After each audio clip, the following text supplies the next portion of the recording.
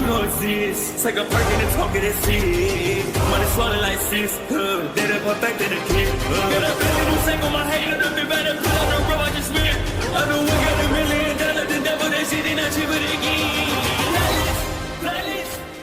Hello and welcome back, fellow anime lovers, to MangaMuse. I am delighted to have you join us once again in the world of fanfiction and fantasy. This is the 8th part of What If Naruto Joins Digimon World. Special note, this fanfic is written in a masterpiece of KitsuneDragon on FANFICTIONnet. Do check and support the author too. Now smash the like, share and subscribe button for more. Also press the bell icon so that you never miss such great parts. Thanks for the introduction. Now let's dive into the world. Previously on the series, Zuko the Dark Angel spoke into his crystal ball. "Oh my young advisor, what do you want?" Zuko replied using his thoughts. "Ready Vikaraman and Makuraman, my lord." Zuko-sama Luciman told his master. "You mean, is it time already?" Zuko asked. Luciman smirked and nodded. Even though Zuko couldn't see him, he knew the phoenix knew his movements. "Hi, it is time for in 1 month we retrieve the light of Digivolution." Now, it was now nearly the end of summer vacation, with only about 2 weeks left in the entire summer before September began, and so would school. Naruto, Takato, Rika and Henry, after having dealt with the issue of Gulfman and finishing spending time away from each other, decided to spend the rest of the summer vacation together. Shinjuku Park, Gilman's shed. "Ah, well, this sure beats fighting Digimon all the time," Takato said with a sigh as he lay back on the wall next to Gilman. "I agree with you for once," Gogglehead the red-haired tamer said to the blue shirt-wearing boy as she leaned her head onto her blonde boyfriend's shoulder. Henry nodded as he watched the Digimon play in the area outside the shed as leaves of many shades of green, with a few beginning to change color, began to drift along the wind's path. "Naruto-kun, you're awfully quiet," Rika said. Naruto's eyes looked like they were empty, but when Rika spoke he shook his head and looked at his violet gray-eyed girlfriend.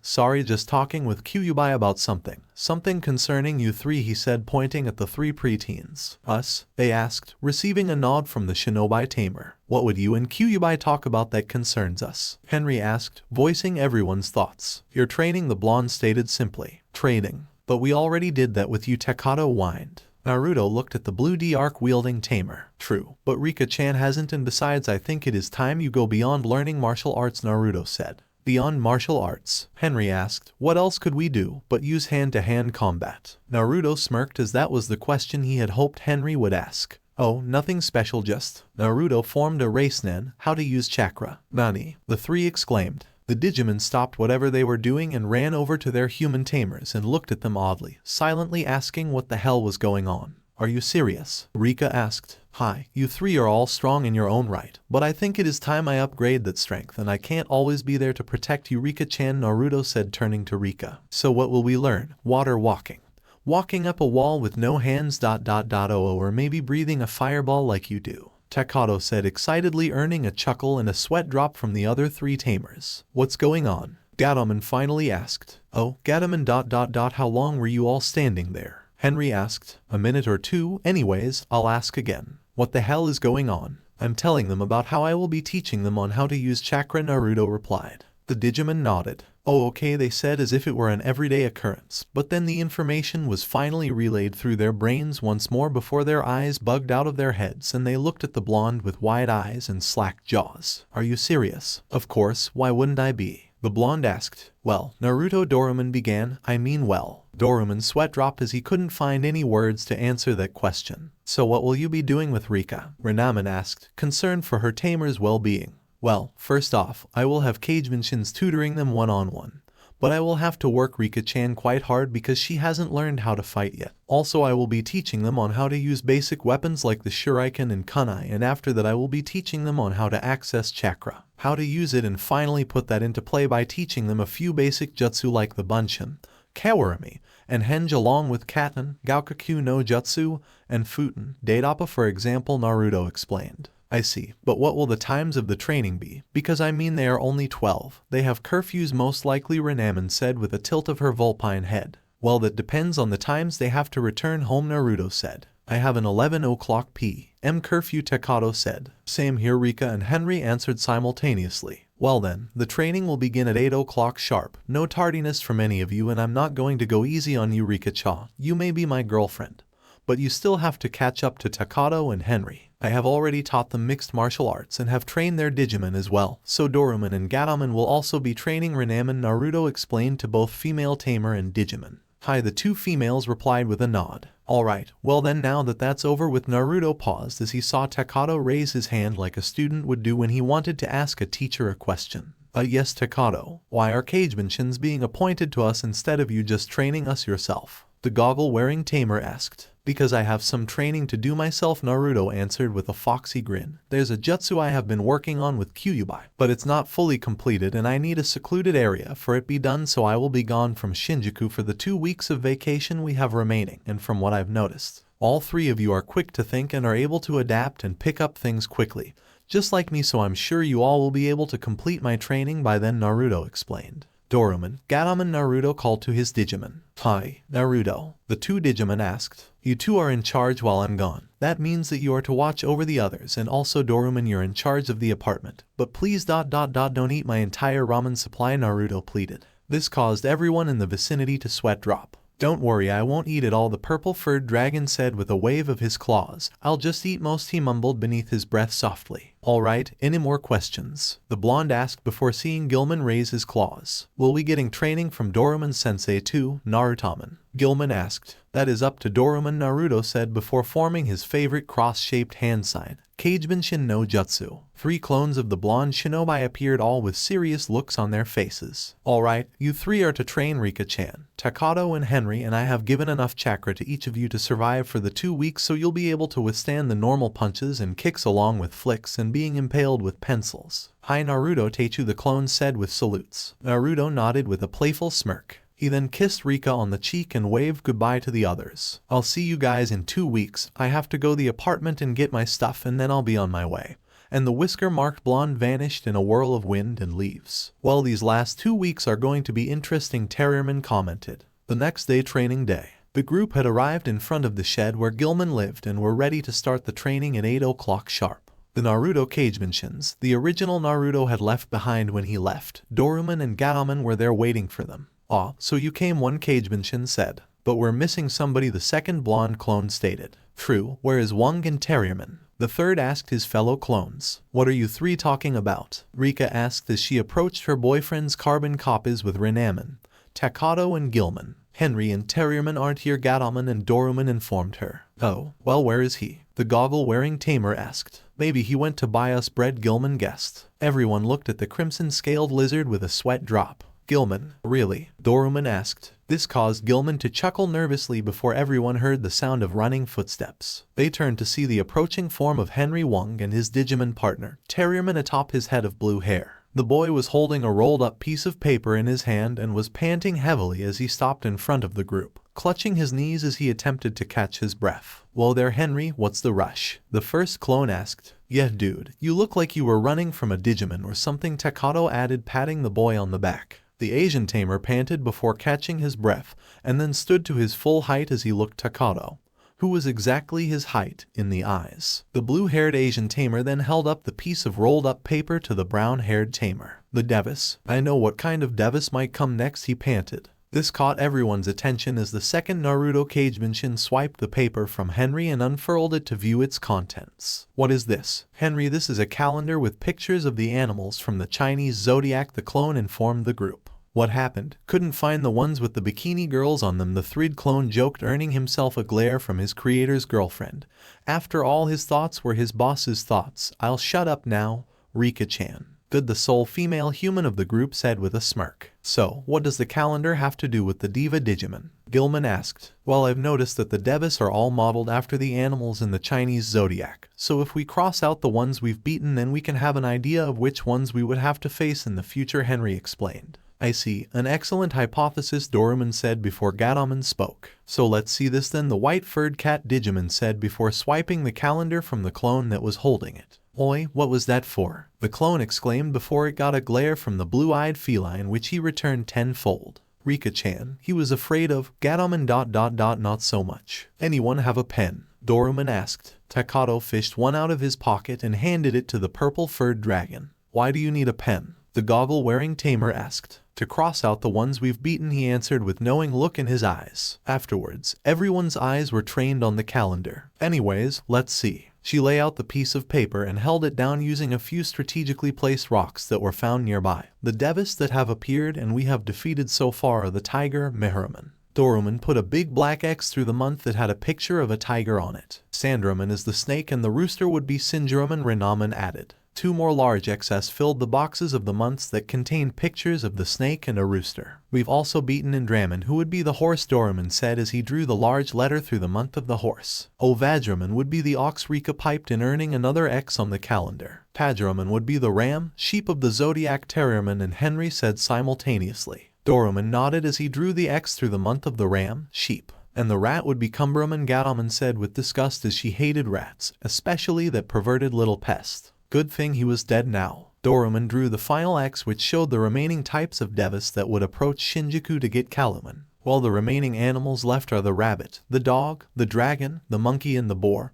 Pig, Henry stated as he looked at the calendar. Hi, but we won't know which ones will attack the first, Naruto clone said. True, but that's why the boss told us to train them, so help prepare them as their skills must have dulled after not fighting after the situation with Gulfman, the second clone said. The third clone nodded. Alright, let's go. Rika-chan, you're with me. Clone 1 you take Takato and Clone 2 you take Henry, the third clone instructed. Oi, why do you get to teach Rika-chan? The other two roared. Because I'm better than both of you. We're the same person. The first clone reminded the third. Well listen, I'm training Rika-chan and that is that now. Shu, the clone told the other two, making a shooing motion with its hands before taking the red-headed girl's hands and dragging her away to train her in hand-to-hand combat.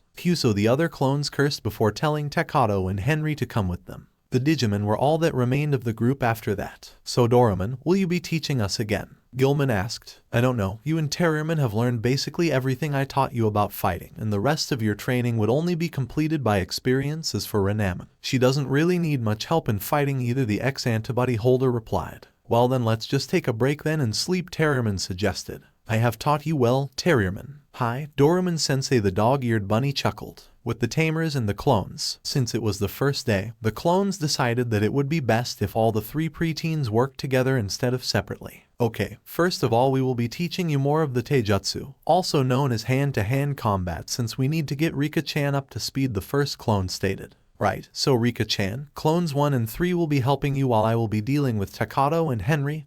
Understood. The second clone said. Hi, was the reply from the 3 preteens. Alright, Rika-chan, the clone 1 said. We will be teaching you the katas, or stances for the fighting style. We will be teaching you, so pay attention and be sure to pick up quickly so that we won't be lagging. Remember, later on we will also be teaching you and the other 2 boys how to use kunai and shuriken. Hi, Rika responded and followed every instruction her boyfriend's clones gave her. I won't be left behind again. I will help protect Naruto-kun and RENAMON. So for most of the day, Rika was taught in the various katas while also being trained in other physical traits such as stamina, strength, and speed. Excellent work, you 3, the clones said as they looked at the panting preteens. Then clone number 3 took out some kunai and twirled them expertly between his fingers. We will now be teaching you how to use weapons. Now the knives I am holding are known as kunai and are used for basically any range of combat. By range, I mean close combat, mid-range combat, and long-range, clone number 3 explained. Clone number 2 then interrupted his carbon copy. As for these, he said, pulling out a shuriken. These are known as shuriken and are used only for mid to long range weapons combat. They are mainly used for incapacitating an enemy or for a quick kill by aiming for the jugular. The clone pointed to the vein that carried blood away from the brain back to the heart by raising his head and pointing at the slightly visible bluish-green colored internal tubing.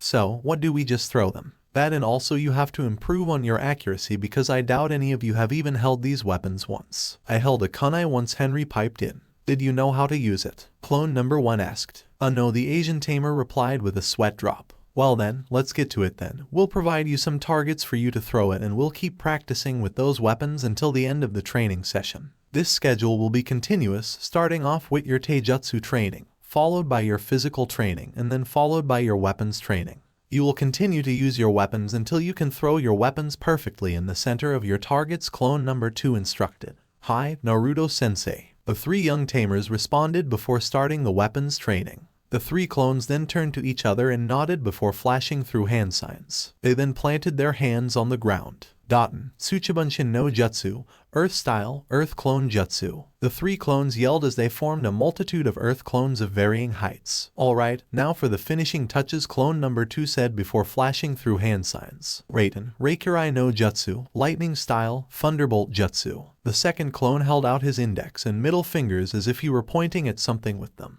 Blue sparks of electricity formed at the tips of the 2 fingers as he curled the rest of his fingers and as if he were forming a makeshift fist before rapidly firing low-powered thunderbolts at specific areas on the earth dummies that formed small holes that cut halfway through the thick earth as the areas where Takato, Rika and Henry were supposed to aim their weapons. Right, so where I have made holes in the dummies, that is where you will throw your kunai and shuriken. The points I have made are places in the human body that are guaranteed to be able to kill someone if struck there. The brain, heart, throat, both lungs, liver, the eyes, and if you put enough force into the throw, you can penetrate through the person's stomach and go straight through to their spine, clone number 2 explained before he and his fellow cagemenshins moved away from them. Now begin, clone number 1 told them. They'll pick it up in a matter of days, clone number 1 said to his fellow cagemenshins. Yeah, these kids look like they will learn things really fast, clone number 2 stated. Reminds me of us, well, the boss really, but still, you get my point, clone number 3 added. For the next few days, which was around at least 5 to 6 days of training in taijutsu, Rika was finally able to match Henry and Takato in fighting prowess, and they were also trained in their throwing weapons. After those few days passed, they had finally been able to get a grasp of throwing their weapons, but they were far from being able to have mastered the art of using the kunai and shuriken, and Rika was still a bit behind on her taijutsu, but she was still able to beat Takato in sparring sessions of their training. Alright, you 3, you have finally gotten a pretty good grasp of use of taijutsu, and you have also gotten pretty decent at using your weapons. So here's what, at the end of this training session we will be giving you your own sets of weapons that we managed to find at an old man's shop in eastern Shinjuku. We have them in this scroll here, clone number 1 said, holding up the storage scroll. Right, clone number 2 said, so when we give you these, you are to take extra care of them. Sharpen them using a rock if you have to so that they never dull. Just rub the rock against the edge of the blade of the kunai and the points of the shuriken in a diagonal direction. However, enough of weapons because now it is time for you 3 to focus on doing what we wanted to teach you, clone number 3 said. You mean? Takato paused. Hi, time to learn how to tap into your chakra, clone number 3 said with his creator's foxy grin. Meanwhile, in a secluded area far from civilization, outside of Shinjuku was still quite populated. But the farther you traveled, the less the land was polluted by man's buildings and machines. So far outside of the city and in a secluded, forested area of Japan, a young boy, no less than 13, sat meditating in front of a waterfall upon a large boulder. I wonder how the others are doing. The boy wondered. I'm sure they are fine. Naruto, now enough meditating time to get back to training on your rasengan. A deep voice from within the bowels of the boy's mind spoke. The boy, now identified our protagonist, Naruto Uzumaki, nodded. Yeah, alright Kyuubi, he told the great nine-tailed kitsune within him. Naruto jumped off his rock and landed atop the surface of the small pool of water the waterfall made from years of erosion. He walked towards the shore before readying himself to make the complete rasengan. He took a deep breath and closed his eyes as he calmed his mind. Then his eyes snapped open and then held out his right arm in front of him and concentrated. Streams of blue chakra swirled into his palm and were then seemingly bound as the chakra formed a tight sphere of shining blue. Although the ball was quite small, about the size of a baseball, it held a lot of power in it, enough to shred through steel if it had to. Alright, there's the rasengan, Naruto said. Now add the wind chakra. Yep, Naruto nodded and then focused his wind element chakra into the sphere. The rasengan gave off a soft screeching sound as wind chakra was applied to it. Then more of the elemental nature was added as the screeching began to get louder and higher in pitch, scaring off a few birds from their nests. The rasengan remained in its original form. Bit around it was a shining white shuriken of pure wind chakra. Alright, there's the FUNN rasengan now, just Naruto grunted as he tried to hold the rasengan's stability a little more. He pumped more wind chakra into the attack before the shuriken started to grow larger. But then the rasengan started to pulse as it began to lose stability, and the chakra began to backlash, nearly hitting him. To add insult to injury, he lost his focus as a bird surprised him when it jumped out of its nest, thus causing a huge backlash of wind and chakra. Naruto grunted in pain as he was thrown back and landed on his back on the harsh ground. The slicing wind chakra took off thin lines of skin, causing many slash marks on his arms to form, each one releasing a thin line of blood. Well, you nearly got at that, Kyuubi said. Naruto stood to his feet and dusted the leaves and dirt off his clothes. Yeah, but Kami-sama, damn it all. I nearly got it and nearly is not going to cut it. I have to complete this rasengan, Naruto growled. Take it easy, kid.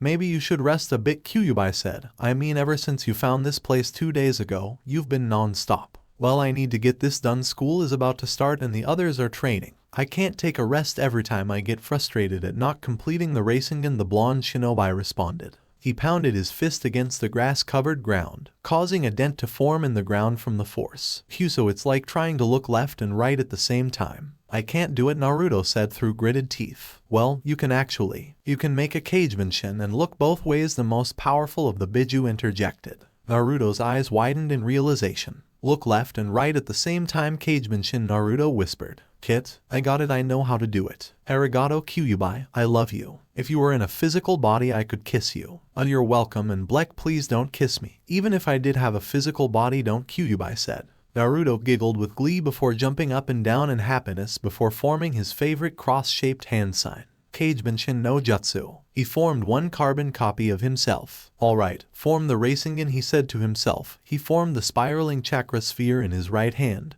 Now add my wind chakra. The shuriken of pale white, pure wind chakra formed around the rasengan as the FUNN rasengan was formed. Now he looked at his Kagebenshin. Add your wind chakra and put your hands there like when we used to form the rasengan in the beginning to stabilize it, the blonde told his clone. The clone's eyes, along with the blonde's inner Biju's eyes, widened in realization at what Naruto had planned. The clone smirked and did as he was told, and the shuriken began to grow in size and began to spin rapidly as the wind began to pick up. Small rocks rose from the earth, and before they even reached eye level, they were shredded into nothing, as if they were disintegrated. Haha, Kit, sometimes you are such a genius, Kyuubi chuckled at the idea that his container had. With the other Tamers. Oh dear, Kami-sama, we've meditating for hours, Naruto. I mean clone, Kagebenshin. Takato tried to correct himself as clone number 1 chuckled. Takato, will you quit your whining? We've only been meditating for 4 hours, Rika said before turning to the clone with a glare. So really, what does meditating have to do with chakra? Henry asked as he too, along with his fellow students, was getting bored of just sitting and breathing. Well, my students, clone number 2 piped up, as I have told you before. Chakra is the energy that is created from the unity between the physical energy from the body's cells and can be increased by doing exercise and mixed with the spiritual energy which is drawn from the soul. And this type of energy is increased through meditation. You all have already been trained in physical aspects of chakra. This is to aid in your spiritual aspects. Also, meditation helps you become more acute in drawing out your chakra, since your mind will be focused on nothing. And by focusing on nothing, your mind will be able to focus on the hidden something, which is your chakra, clone number 3 said in a wise tone. That somehow makes sense, the other 2 clones wondered. Now back to meditating. They barked. The 3 to-be chakra users nodded and went back to just taking in the darkness as they closed their eyes and breathed while meditating. After many hours of simply sitting and breathing in the process of meditating, the 3 clones were busy observing their students. They are getting closer into tapping into their chakra pools, clone number 1 whispered to his fellow Kagebenshins. Hi, but it will take a while for them to control it when we teach them jutsus, clone number 2 said. That's why we will teach them tree climbing before that, and if we have enough time after we teach them jutsus, we can probably move on to water walking, clone number 3 said. I don't know how you're smarter than us, clone number 1 said to clone 3, earning him a shrug from his fellow clone. Alright, you 3 can get up and go home now, clone number 1 yelled. The moon is out already, you need to go home and sleep, clone number 2 said. Hi, we'll see you tomorrow, the 3 preteens said. Takato then took Gilman to the shed while Rika and Henry went straight home. The clones then watched as DORUMON and GATOMON walked up to them. The physical representations of data looked at the chakra constructs. So how long has it been since you guys have started this training? DORUMON asked. We lost count of the days, the feline explained. The clones looked at each other. Well, I think it has been about 5 days. There's 2 more days in the week, and that would leave us with only 9 more days before the school term begins again, and also means 9 days before the boss comes back, clone number 1 said. Well, it's going by quick. The days, I mean, the purple-furred dragon stated. You have to get those 3 to at least make some progress in getting their chakra to surface. Oh, it's there. In fact, they will be ready after this week is over, clone number 2 said. 2 more days of meditation and then they will be able to tap into their chakra pools, clone number 3 added with a smirk. DORUMON and GATOMON looked at the clones of their tamer with their lack of eyebrows raised. Really, that fast? GATOMON asked, her tail flicking the air behind her. Hi, they learn really fast. You know, I find your traits are starting to get contagious, the ex-antibody holder said with a smirk causing 3 foxy grins to meet the eyes of the dragon and cat DIGIMON. We're Naruto Uzumaki, what do you expect? They said simultaneously. In the past 2 days after the mind-numbing meditation sessions the clones put Takato, Rika and Henry through, the 3 had finally been able to unconsciously tap into their chakra reserves, thus it was time they learnt to access and control that power. It was now Monday and at sunrise, the 3 preteens were already there, standing before the clones as their Digimon partners watched from afar with DORUMON and GATOMON, eating from one of Naruto's scrolls that held a large amount of Naruto's popcorn supply. And it was a good thing the original nor the clones noticed, because the only thing Naruto loved more than Rika-chan or ramen was his popcorn. Alright you 3, after these grueling exercises this past week, your senseis have detected your chakra signatures, meaning that you have finally tapped into and unlocked your chakra reserves, clone number 1 said. This earned smiles of accomplishment from the 3 preteens, but, however, the time for celebration is not yet over, for that means that you must work even harder now. We will now teach you 3 basic jutsus that all beginner shinobi learn upon accessing their chakra. These 3 jutsus are the Bunshin no Jutsu, Clone Jutsu,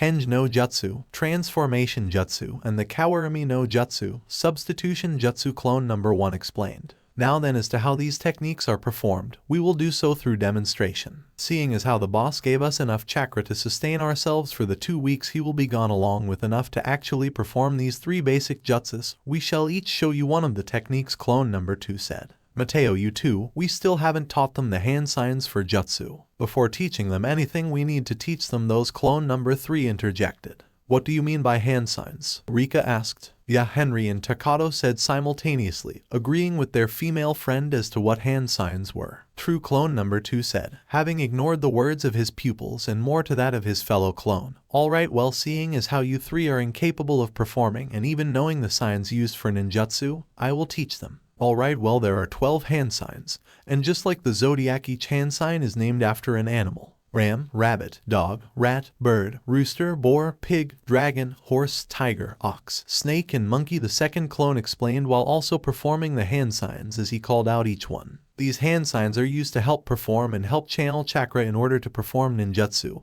and jinjutsu, the first clone explained. Exactly, the first clone said. So until you 3 can get these hand signs down flawlessly and not risk killing yourselves, you will be practicing these for the rest of the day until you get it right. Kami, I now realize just boring your boyfriend can be, Takato mumbled to Rika. I now realize that too, she replied. Oi, Rika-chan, Takato, no talking and more hand signing. The 3 clones barked, earning nervous looks on the red-haired girl and the brown-haired boy as they did as they were instructed. At the end of the day, after continuously doing the hand signs and getting many a hand cramp, they finally got the hand signs down pat. The next day they were now ready to perform the 3 basic Academy 3 jutsu. Alright, now then, to perform the Bunshin no Jutsu, you must first form the ram sign before channeling your chakra. The technique comes naturally when you yell out the name of the jutsu, which helps one in focusing on that specific jutsu. Like so, clone number 1 said before performing just as he had told his students. In a swirl of black and orange and a puff of smoke, a perfect copy, illusionary copy of the copy appeared. Now Bunshins, unlike us, Cagemanshins, are illusions while we are solid, meaning that you can feel us. But Bunshins have no physical form. The Cagemanshin put his hand straight through the head of the Bunshin it had formed before dispelling the Bunshin. Now you try, the 3 Cagemanshins told them. Reach deep into yourselves and look for that hidden power within you that you have barely touched, and then concentrate on it. Build it up and then unleash it, clone number 3 told them. Bunshin no Jutsu. The 3 preteens yelled after they had done so. A large plume of smoke emerged as all 3 Bunshin no Jutsus went off simultaneously. As the white smoke cleared, it revealed to the young Tamers and Naruto that they had in fact pulled of the jutsu, only their clones looked like they had diarrhea and were dying from malnutrition and lack of vitamin D. Well, it was a first try. You 3 can practice more once we get you to learn how to use the Kawarami and Henge, clone number 2 encouraged them. Now dispel the Bunshins by just willing them to dispel. Clones are dispelled with just a thought. 3 pops were heard as the dead-looking Bunshins of Takato, Rika, and Henry disappeared with a small plume of smoke. Right, now then for Henge, just use your chakra and coat it around your body, then imagine the person you want to transform into and picture them in your mind's eye. Detail and key to looking like the person you want to look like, especially on infiltration missions. But you might never have to do such missions since you're not in the world of Shinobi, clone number 1 said, and then demonstrated by changing into DORUMON, even going so far as to get the small little brown speck within DORUMON's sclera that is invisible to the naked eye. And then just think of yourselves and you'll change back into your original form. The Kagebenshin spoke before changing from that of a Digimon to human form. Sugoi, the 3 young tamers, gaped in awe before trying it themselves. Takato tried to change into Gilman and managed to get most of him right, except he looked like Gilman with a messed up looking tail. It was all squiggly, and not reptilian looking at all. Nice job, Takato, but work on that tail a bit more, the clone said. Does my tail really look like that? Gilman asked since he never really looked at his behind appendage. Nah, Takato just messed up, Terrierman replied. Oh, okay, good, the Crimson Reptile replied before the Digimon looked back to see Rika use Henge no Jutsu. She cried out, and in a plume of smoke she changed into a carbon copy of her Oba-chan. Nice job, Rika-chan, very good. The clones gave a small round of applause as Rika returned to normal, shown to be doing a bow Henge no Jutsu. It was Henry's turn, and in a plume of smoke, another Calumet appeared from the smoke. Oi, what am I doing there? If I'm here, the original Calumet asked as he floated over from the trees from where he observed his friends practicing. He stood in front of Henry, and the Asian tamer gave a small wave to the original light of Digivolution. Hey there, Calumet, Henry spoke in Calumet's voice. Nice job, he even got the voice down, clone number 2 said. Okay, Henry, you can change back now, clone number 1 instructed the Asian tamer before the Cream Puffs clone was changed back into the blue-haired tamer. Alright, now then time for Kawarami no Jutsu, clone number 3 said. This jutsu is used to avoid being hit by attacks and is a high-speed move used in which an invisible string of chakra is connected to an inanimate object such as a log or rock. The person then takes that object, switches it with him, herself, while simultaneously performing a henge on the object by channeling chakra into the object and performing the principle of Henge no Jutsu on the object. The user then usually hides and escapes or uses that moment when the Kawarami is over to counterattack. Clone number 3 then took out a kunai and threw it to Rika, who caught it expertly in her hand before twirling it so she held it in a reverse grip. Now throw it at me, the clone instructed. Bounty. The 3 preteens stared at the Kagebenshin with wide eyes and slack jaws. Hi, now do it so I can demonstrate the Kawarami no Jutsu, clone number said. Rika bit her lip as she thought it through before nodding. She looked at the clone and then threw it. The kunai was released with a flick of the wrist, wind whistling as the weapon sliced through the air. Her aim is truly magnificent, clone number 2 said as he watched the kunai, earning a nod from clone number 1. The kunai then impacted with clone number 3, sending his head reeling back as it impacted with his skull. Then just as quickly as the kunai had been embedded in the skull of the clone had there been a puff of smoke as the clone disappeared to reveal a small log that fell to the ground. Nice hit, clone number 3 said, appearing out of a tree. That was so cool, Takato said as he squealed like a little child, earning a cringe from the clones as the squeal sounded like those of fangirls. Now you guys try, clone number 2 said as he picked up a few rocks from the ground. Now you should practice with these rocks instead of kunai since ... well you know ... you could die if you don't get the Kawarami down and get impaled by the kunai and die of excessive bleeding, clone number added. And you think it will help if we pelt each other with rocks? Henry asked with a raised eyebrow. No, but at least you won't die. Depending on how hard you throw the rock though. But don't worry, we know some medical jutsu so we'll heal you if you get too bruised up, clone number 3 informed the 3 tamers, who still looked unsure as the clones tossed the rocks up and down in their hands. Ready? They asked as the preteens nodded in reply, but with nervous looks on their faces. Now remember, make a string of chakra and attach it to the object you want to replace with, and then perform a transference Henge no Jutsu on the object and you'll get away scot-free, the clones advised. Takato, you'll go first, clone number 2 stated. Takato nodded before taking a horse stance, spreading his legs out wide so that if he failed, he'll be able to at least survive a rock being thrown at his chest. The clones nodded and then threw their small-sized rocks that could still hurt like hell. Takato then formed a chakra string and tried to attach it to something, but his string managed to attach to the trunk of a tree, and since he couldn't replace himself with a tree, well, itai. Takato screamed as the rocks impacted with his chest, stomach, legs, and one nailed him in the groin, sending him crumpling to the ground. Ooh, everyone hissed as they saw the goggle-wearing tamer fall to meet his new friend, the dirt. That's not pretty, Dorumon, Terrierman and Gilman said. Poor Takato, Renaman and Gatomon shook their heads in pity at the 12-year-old. Takato, are you okay? Clone number 2 asked. Kinda, Takato said in a high-pitched voice as his balls were still hurting.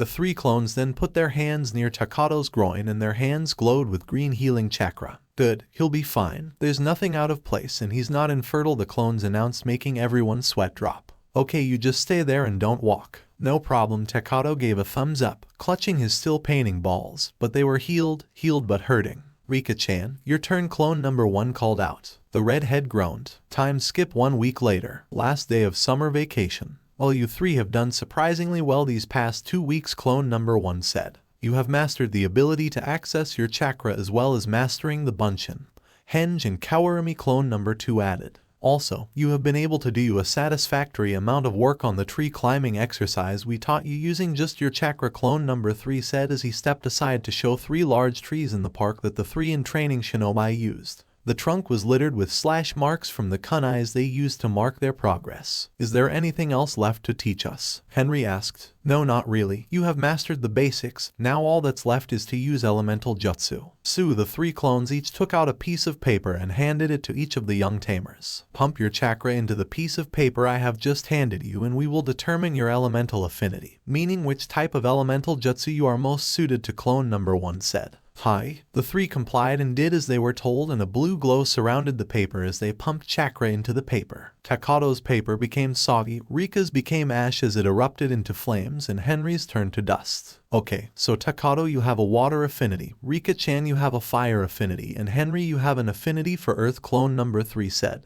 Cool, the 3 preteens said in excitement. So in order to master your elemental affinity, I will give each of you some exercises. Takado, to master water, take a coin and place it in the water and then use your chakra alone to have the water push the coin to the surface of the water and make it remain there for a period of at least 5 minutes. Rika-chan, to master fire you must use chakra to set a leaf on fire.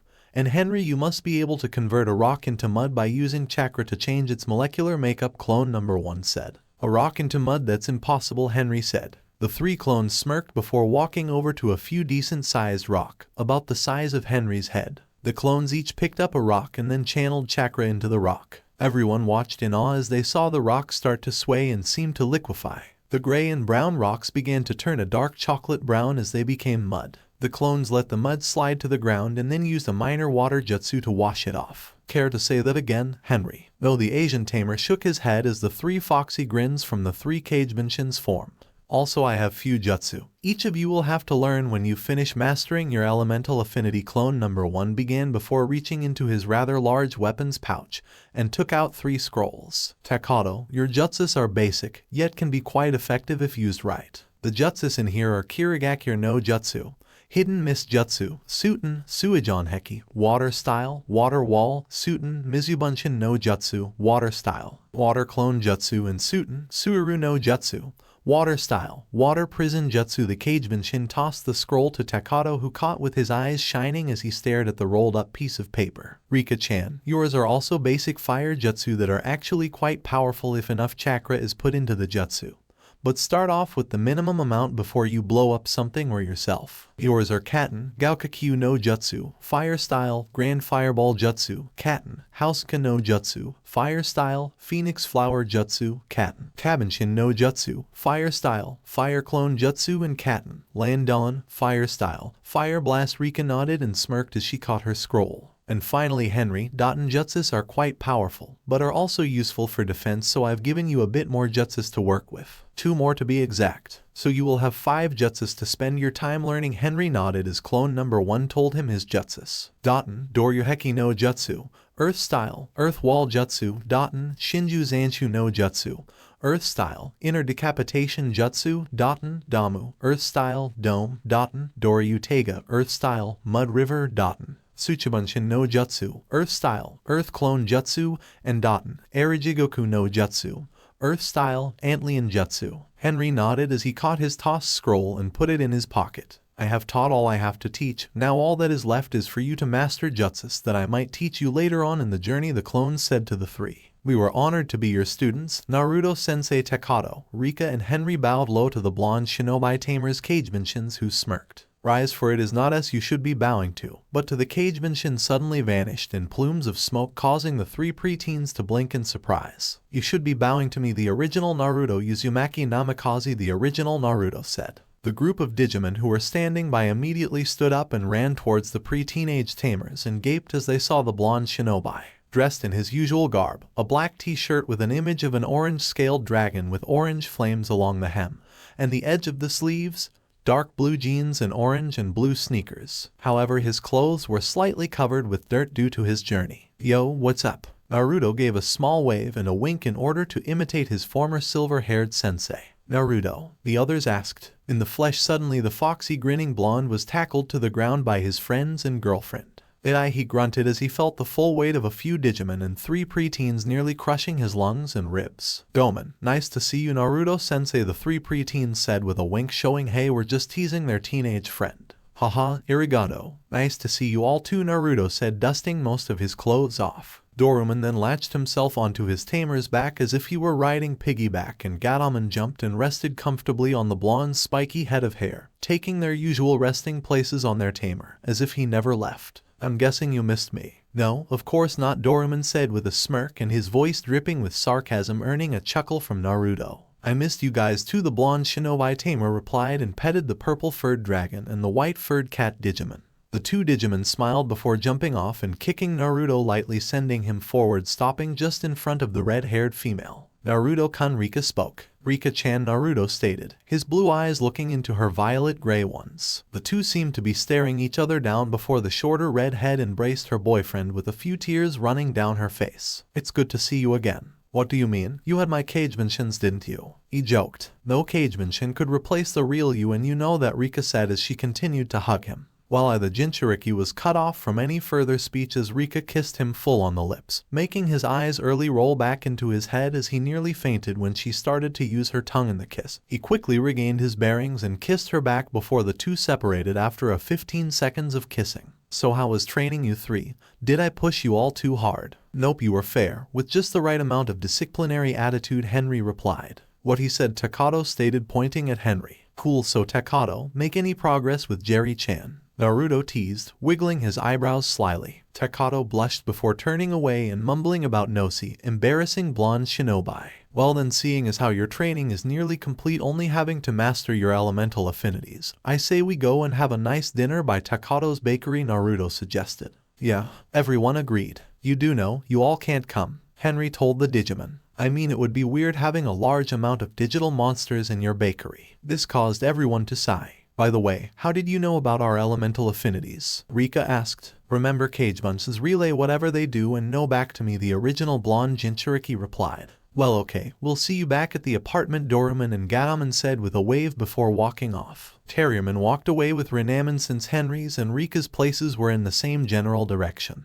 while Gilman, now able to walk in the park by himself, left the group to go back to his shed. "I'll bring some bread for you tomorrow, Gilman, after school," Takato said. "Oh right, we have school tomorrow," Naruto grumbled. "Damn the educational system," Rika said through gritted teeth. "Well, beggars can't be choosers. Looks like we'll have to cancel on that dinner," Naruto Henry said. Naruto nodded and kissed Rika goodbye before leaving in a swirl of leaves. "He needs to teach us that when we're done with these jutsus and exercises his Cagemanshins gave us," Takato stated. "Ain't that the truth," the 2 other tamers said before they all headed back home. Time skip 1 month after the start of the new semester. Time flew by like an eagle descending on its prey, quickly. The first day of school after the end of summer vacation was rather uneventful, with the welcoming back to the school, the new syllabus the students would be following, and people greeting their old friends after having not seen them for a long time. The 3 tamers had enjoyed their time, and while focusing on their school work, in their free time they had been practicing constantly with their new abilities. In the beginning they had been practicing and using the Academ 3 basic jutsus, and building up their chakra control, and increasing their reserves by using the tree climbing exercise that Naruto's Cagemanshins had taught them, as well as with their weapons training having been given their own set of kunai and shuriken to use. Then 2 weeks into the school term they had finally begun to train in mastering their elemental affinities. It had taken the rest of the month, but after constant effort, they had finally mastered their exercises to master their elemental affinity, and were now well on their way to begin practicing their jutsus. However, in the digital world southern sector Yukuyamon's lair, "Well, I have waited long enough. I think it is time we send Vikaralamon and Makuraman to the real world," the sovereign of the south spoke. I believe so, as well. We have waited long enough, however. Send in MangaMuse before sending in VERYYYY so as to actually locate the light of Digivolution, the advisor of JUJUTSU said. The advisor, as you all know, is secretly Lucemon, the fallen angel Digimon. I see, excellent plan. I will do as you advise, MangaMuse. JUJUTSU shrieked as he had upon his throne of fire. In a matter of seconds, there was a portal in front of the throne of the Phoenix Digimon, a swirling mass of blue surrounded by green, red and blue flakes of data. Out of the portal, a humanoid monkey walked out. The monkey was covered in dark brown fur, with peach-colored skin. Without fur was shown in the facial area, and white fur tipped the diva's tails. It wore a pair of off-white colored kung fu-style pants and lavender, gray-colored armor to cover its torso. The armor was patterned with golden-colored swirls and lines. A pair of gloves in the same style as the armor covered the monkey diva's hands, and to finish the outfit, a pair of purple and gold shoes were worn on its feet, along with a purple and gold hat, which had the kanji for monkey on it in ebony, was placed on its head. You called for me, O Sovereign One. MangaMuse bowed low to the great phoenix. Hi, MangaMuse, I need you to disguise yourself as a human and search the city of Shinjuku. The light of Digivolution, which I disguised as a Digimon by the name of KALUMON, is hiding out there. I need you to find him. When you do, you are to immediately contact me so I can send in VERYYYY to do the dirty work while you retrieve the catalyst. Of course, Sovereign One, but I thought your original plan was to disguise the catalyst in order to protect it from the chaos. It was, but I now realize that we need the catalyst in order to combat the chaos. For I sense it is rising, although slowly. It still is upon us, and we must prepare all the Digimon we have in the digital world in order to fight it, the Sovereign Digimon explained. MangaMuse nodded and smirked before standing. His form suddenly began to warp, his primate-looking anatomy channeling into that of a human's. He changed to a tanned young boy, around 12 years of age, wearing a yellow shirt that was covered by purple overalls. Red shoes were worn on the human MangaMuse's feet, and a large red hat was worn on his head. His mouth was that of a straight line, and his eyes looked emotionless. But then the emotionless eyes held mischief in them as the stoic look changed to that of a mischievous or sadistic look. Your wish is my command. MangaMuse then turned and exited the throne room via data portal to Shinjuku. MangaMuse suddenly found himself zooming at hyperspeeds through the portal. Light articles began to elongate as his eyes began to develop tunnel vision until there was a white light. MangaMuse squinted as he went into the epicenter of the white light. The portal opened in the sky as he emerged atop a roof in Shinjuku. The disguised Digimon looked around and watched all the people walking through the streets of West Shinjuku. Now then, where are you, KALUMON? MangaMuse wondered before leaping from roof to roof. With Naruto. Naruto was in his apartment, as school had just finished. He was sitting in front of the computer playing a game of Command and Conquer Tiberium Wars while DORUMON and GATOMON were watching over KALUMON, who chose to stay with them for the day. This is fun day with Naruto and friends. KALUMON giggled as he jumped up and down on the couch. We should decrease his cream puff intake, DORUMON said, turning to his girlfriend. The feline Digimon nodded as she tapped her foot on the ground, her sky blue eyes following every movement of the light of Digivolution. Are you sure he's the light of Digivolution? She asked. Trust me, we've asked ourselves that question so many times, but he's proven himself, Naruto said, not taking his eyes off the computer, his fingers flying over the keys as he typed. Naruto, what are you typing? You haven't moved from the computer since you came home, GATOMON stated as she jumped atop her tamer's head. Naruto smirked as he continued to type. Well, I have a report for school. I'm doing it on the principle of least astonishment, or POLA for short. And I have no idea what that is, and we don't care, the ex-antibody holder said. Well, I just have to write a 5-page report on it, and it's due in a few days, the blonde said as he continued to type. You know something? Ever since you got back to school you got boring, DORUMON said with a smirk. The reason for the smirk was because as he said that, Naruto immediately stopped typing and turned to face his first Digimon partner. Did you just call me boring? Naruto asked, his eyes flashing red. DORUMON's pupils turned slitted and a toothy grin spread across the reptile Digimon's face. Yes, I did. Well then come on, we're going to the park and we are going to have fun. Now that's what I'm talking about, GATOMON said, jumping off Naruto's head and landing next to the purple-furred dragon. Nice job, Doru-kun, she whispered, giving him a peck on the cheek. Argiato, Gato-chan, the dragon smirked as he pecked her back. And with that, Naruto, DORUMON, GATOMON and KALUMON all left the apartment to go play in the park. Meanwhile, Kyuso, how hard is it to find one simple little Digimon? MangaMuse growled. Even in his human disguise, his teeth still remained sharp as ever, and since he was bearing those pearly whites, he earned himself quite a few stares. "Excuse me, do you know where you might find a Digimon?" MangaMuse asked a random woman. "Oh well, do you want a toy or something, young man?" "No, I mean a real, living, breathing digital monster," the disguised monkey diva replied, which caused the woman to scoot away from him before running away. "You belong in a mental hospital," she shouted, causing MangaMuse to sweat drop. "Humans," he sighed before noticing a young brown-haired boy wearing a blue hooded sweater, shirt, grayish pants and green and white sneakers. A pair of goggles with blue tint on the lenses was worn around the boy's forehead and 2 yellow wristbands were worn as well. Next to the boy, MangaMuse noticed a red-scaled reptilian-looking creature. However, as he looked at them, he noticed the marks on the creature's chest were similar to that of a certain piece of digicode, but couldn't remember what it meant. "However, I don't care, it means that this boy is a tamer and that is a Digimon standing with him. It proves that he is a tamer. Maybe if I follow them, I'll be able to find Catalyst," MangaMuse whispered to himself and then followed behind the boy and Digimon. Takato and Gilman were unaware of them being followed and were walking towards the park. "So Gilman, don't you find it amazing that 1 month of the school term has already flown by?" the brown-haired tamer asked his digital partner. "No, not really, Takato. Time moves as quickly as one interprets it to move," Gilman replied, causing Takato to blink. "When did you get such a high vocabulary and how are you so deep?" "Since Naruto taught me to read, mostly poetry books and philosophical ones too. It's fun to read," the Crimson Reptile replied with a grin. "Never thought I'd hear a Digimon saying it was fun to read." "Well, I never thought humans would be gullible enough to fall for the excuse that I am a person in a Digimon costume," Gilman retorted, proving his point when some kids ran up to him asking where he got his costume before being shooed away by their parents. "Touche, well we're here now where are Kazu, Kenta and Jerry ... They were supposed to be here to meet with us," Takato said as the duo arrived in the park. "Maybe they are at the shed the fire-using Digimon suspected." The two then walked towards the shed, climbing up the abandoned stone staircase, and in fact did find their friends waiting for them there. "Oi, Jerry-chan." Kenta, Kazu, Takato and Gilman greeted the trio with a wave. "Ohio, Takato-kun," Jerry said with a smile,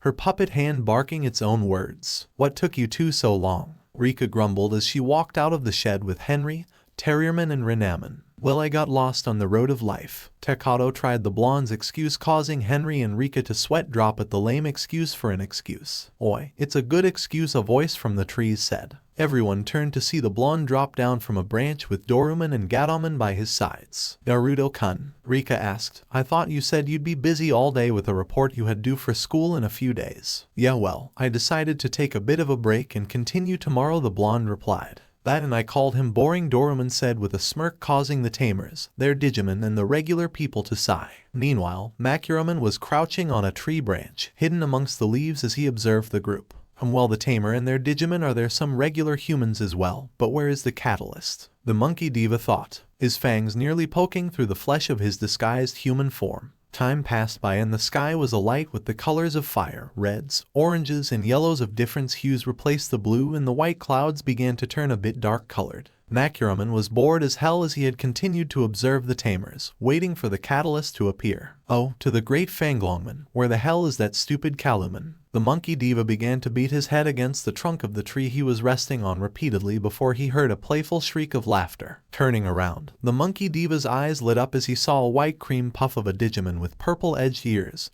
hands, and feet appear. The Digimon had large green eyes and the 0 unit emblazoned on its forehead. "Kalumon, why were you hiding? I thought you were with us the whole time," Naruto asked. MangaMuse's ears twitched when he heard the name of the cream-puffed Digimon. It is Kalumon." MangaMuse let out a soft giggle of excitement before jumping away. "Did you guys hear something?" Naruto asked, his ears twitching as he looked around the foliage of the park. "No, not really. The trees rustled a bit, but it was probably just a bird," the Digimon replied. Naruto bit his lip as he began to get a bad feeling in his gut. "And you usually follow that feeling," Kyuubi spoke. "I know, and I always do, and I always will. So are you gonna use your newest jutsu when you fight in today's battle?" the Great Lord of Kitsune asked. "Depends, but I might," Naruto said. "Only in needed situations though. You know the consequences of that jutsu." "I do. I spent about 2 days healing the damage to your hand and forearm. That and it was doozy to reheal the chakra cells in those areas." "Well then guess we have a fight on our hands." With Zuko, the great phoenix of the south was nesting in his throne of flames before a circle of data formed in front of him.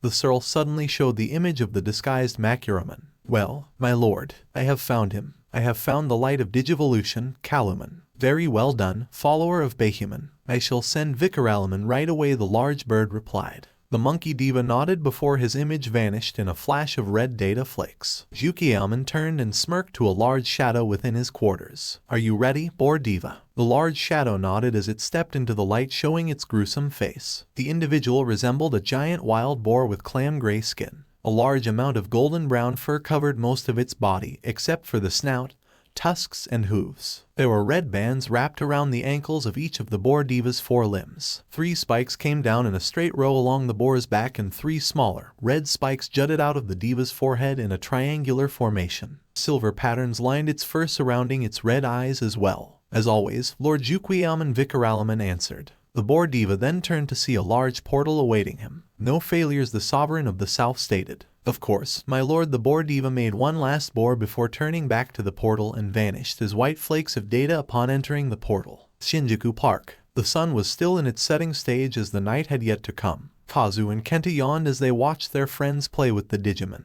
I'm tired, guys. Maybe we should play tomorrow, Kazu said. The group looked at each other and shrugged. Yeah, why not? It's nearly night time. We should head home, Takato said. See you tomorrow, Takatomo. Gilman's eyes suddenly began to widen, and then his pupils dilated as his viral nature began to surface. Gilman, what's up? Why did you pause so suddenly? The Crimson Reptile's tamer asked. Suddenly all the Digimon in vicinity began to feel tense, their pupils changing into vertical slits, claws twitching, noses shifting as their senses suddenly became hyperactive. Kazu, Kenta, Jerry. Get out of here now, Naruto ordered. Why? Just do it, the blonde said more forcefully. Alright, the 3 suddenly began to run towards their homes, but they, like the rest of the population of Shinjuku, stared in shock at what they were seeing. A large rip in the sky formed, showing a large wireframe pattern. A large shadow fell from that rip and landed dead center in the park. What is that thing? Kenta asked. It looks like a giant pig, Kazu answered. The Tamers and their partners, with Kaluman, began to follow the oversized pig towards the city, which was where it was headed.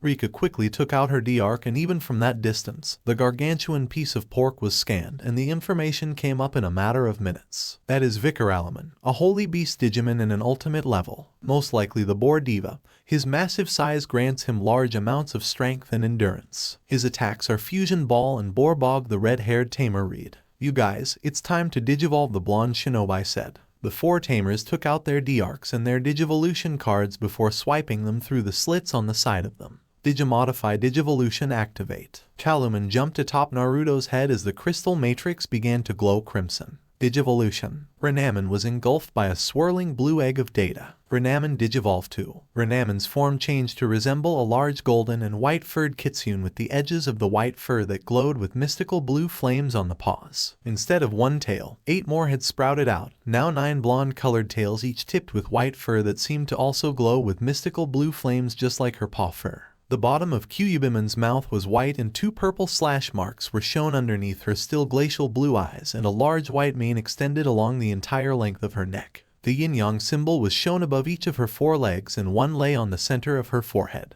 A white and red rope tied in a bow with 2 golden bells attached to it was wrapped around her neck. Kyuubimon. Dorumon's old interface symbol glowed red before he was surrounded by swirls of reddish-violet data that then formed a swirling egg of reddish-violet data. Dorumon Digivolve 2. Dorumon's skin and fur peeled away to reveal a much large form, bound together by reddish-violet squares of data. The skin then reattached itself along with fur. The reddish-violet egg of data exploded to reveal Dorumon's champion form. A large dragon, only a little bit shorter than Growlman, emerged. Black fur with purple zigzag patterns coated the Digimon. 2 large wings on the back were black with purple zigzag patterns, but on the underside they were pure white, just like the snout area.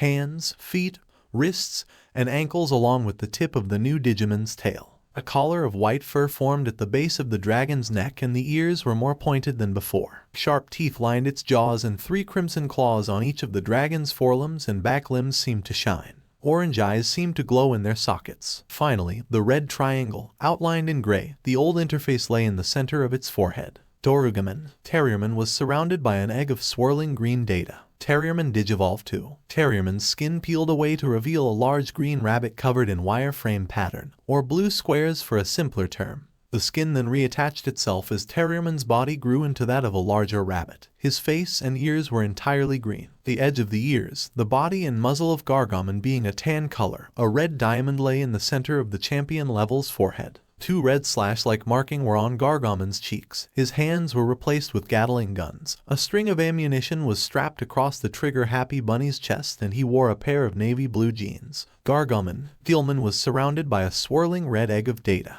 Gilman digivolved too. Gilman's skin then peeled away to reveal a darker red form that was patterned in a wireframe pattern. The skin then reattached itself to form a larger, more powerful form of Gilman. The egg of data exploded to reveal a larger version of Gilman, except the ears were now like spikes and 2 blade-like protrusion came from his elbows, and Gilman seemed to look a lot more reptilian looking with a mane of silver-white hair growing from the back of his head. Black band-like patterns with digicode on them were shown on his legs, forearms, and around the thick part of his tail. The 0 unit was emblazoned on his feet and hands, while the digital hazard symbol was located on his left shoulder. Gatomon and Naruto jumped atop Dorumon and took flight as the rest of the champion-level Digimon rode theirs and took the old low road. The group moved quickly and made to the city just as they saw a news helicopter flying above the giant boar diva. Oh well, it was inevitable, Naruto said. Yeah, Digimon will now be known to exist across the country. Or maybe the entire planet, Gatomon said. Well, secrecy was good while it lasted, Rika told Kyuhyuman. True, but at least I don't have to hide in trees anymore, earning a chuckle from her tamer. No more hiding in the shed. Growlman, the people of Shinjuku are now about to learn that Digimon exist, Takato told his giant dinosaur Digimon. Does that mean I can now get more bread? Growlman asked. Henry and Gargomon's sweat dropped at Growlman when they heard that. Digimon are about to go public and you guys want to get bread. Henry and Gargomon asked simultaneously to Growlman, who smiled. Hi, thus their sweat drops grew bigger. The group had finally arrived at the area of the city. They looked as VERYYYY began to destroy everything, launching large red balls of destruction. So guys, you can fight a large boar, right? Naruto asked his fellow tamers. We're not that good at using our abilities, Takato said. Well, think of it as practical training on second though. This is the real deal, so suck it up and get ready to fight. Naruto quickly took out 2 kunai. And suddenly they released slow humming sound as he encased the blades in wind chakra. Okay, Takato stuttered and drew one of his kunai. Rika and Henry followed suit like Takato, shivering at the thought of actually having to fight for once. Don't be scared. They heard Naruto yell as they watched the giant boar come towards them. Suddenly they heard the sounds of jet engines as the military jets flew over the destroyed area of West Shinjuku. People were already evacuated and were being led away from the area by police and other members of authority. This just in, a large boar of some kind has just entered the West Shinjuku area. The military has just sent in its best pilots to try and stop the beast. The reporter in the new helicopter spoke through the microphone in her hand. The jets flew towards VERYYYY and performed a barrel roll as the boar opened its mouth. Fusion ball. A large red ball flew from VERYYYY's mouth and nearly hit the jets. Dorumon saw the large sphere of crimson heading towards them. Tower metal. A rapid shot of metal spheres coated with electricity flew from the dragon Digimon's mouth and impacted with the fusion ball, causing a stalemate as the 2 attacks resulted in a small explosion. Quick men, use your giant pig maneuvers, a jet pilot radioed to his men. We have giant pig maneuvers, another pilot asked before following the others and fired every single homing missile, heat-seeking missile and regular missiles, as well as using the built-in Gatling gun. Large explosion formed as the military weapons impacted with VERYYYY. The military has just launched an all-out attack in hopes of killing the massive creature. Let's see if they did, the news reporter said. The smoke cleared, and to the surprise of the military and the new reporters, VERYYYY was unharmed. That thing doesn't even have scratch on it, a jet pilot cried out in alarm. Let's get out of here, it's like that fight with that giant horse, the captain of the jet pilots said, and then the jets left the area. Alright, now that the military has left, Naruto turned to see his fellow Digimon tamers still shaking in fear as they saw the giant boar destroy their fair city. Are you sure you want to fight, or just let me and the Digimon handle it? Naruto asked. We could use you out there, Rika Kyuhyuman said. At least use the jutsu you learned. No close combat, Naruto said, and thus earned a nod from them. Alright, Akuzo. The blonde charged forwards with the 5 Digimon. Fusion ball. A large red ball flew from the boar's mouth, and VERYYYY watched as it soared through the sky. But his eyes widened in surprise as he watched the red sphere halt in the air before being dispersed. A small blue sphere tearing through it as it became nothing. Nani? The boar diva cried out in surprise. Udama rasengan. Naruto roared and slammed the basketball-sized spiraling chakra ball against the snout of VERYYYY. The giant boar snorted in pain as a large explosion formed and pushed him back and caused a decent amount of damage. Takato quickly held one hand to his chest and one hand in the air as he formed half a ram sign with each. "Kirigakure no jutsu," he cried out. A large amount of mist formed in the sky above the large boar. "Naruto," the brown-haired tamer cried out. The blonde nodded. "Henry, set me up." The blonde cried out. Henry nodded and formed hand signs before slamming his hands on the ground. DORUMON no jutsu. A large amount of earth began to rise from underneath VERYYYY with so much force that the boar was actually launched up into the air. "Kirigakure no jutsu," Naruto said, and added a large amount of mist that melded with the one that Takato made. When enough mist was made,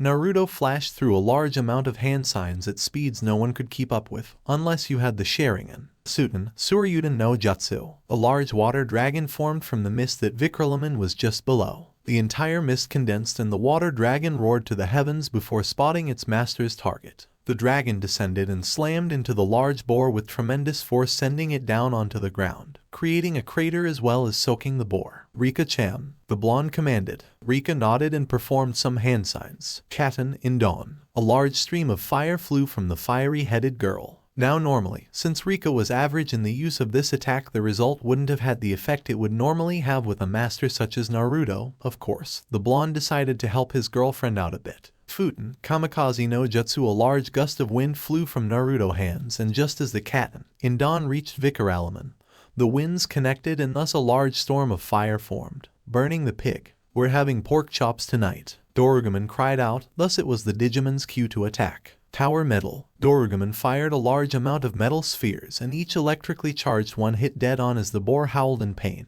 Foxtail Inferno. The ghostly blue fireballs were launched from Kyuubimon's tails and swirled in a circle towards the large pig. Pyro Blaster. The large red and yellow fireball flew into the middle of the circle made by Kyuubimon's Foxtail Inferno before merging with it to form a large blue ball of fire. Gargo Laser. The emerald laser bullets merged with the ball of fire as it changed to a light bluish-green color. Digimodify Flamedrumen activate. Naruto swiped the card through Gatomon's bronze-colored D-Arc. Fire Rocket. Gatomon cried out as her being became surrounded by the flames of the embodiment of courage. Gatomon hissed as she flew towards the giant fireball made by the merged attacks, and her fire rocket suddenly turned pale white. All three champion-level attacks and the armor-level attack became one as Gatomon flew towards VERYYYY. Meteor Mash. Gatomon yelled the name of the attack and then impacted with the boar diva. VERYYYY cried out in pain as part of his back where he was struck was surrounded by a column of white flames. Ag. The boar screamed as Gatomon jumped off, performing a backflip and landing deftly on her feet atop Dorugumon's head. "Nice shot, Gato-chan," her boyfriend said with a smirk. "Arigato, Doru-kun," she replied as she watched the boar shake its large body to try and quell the flames. Fusion Ball. The large boar cried out. This time a green sphere was launched. "Oi, why is it green?" Rika asked. The green sphere descended upon the flaming boar and suddenly, VERYYYY was covered in a green aura.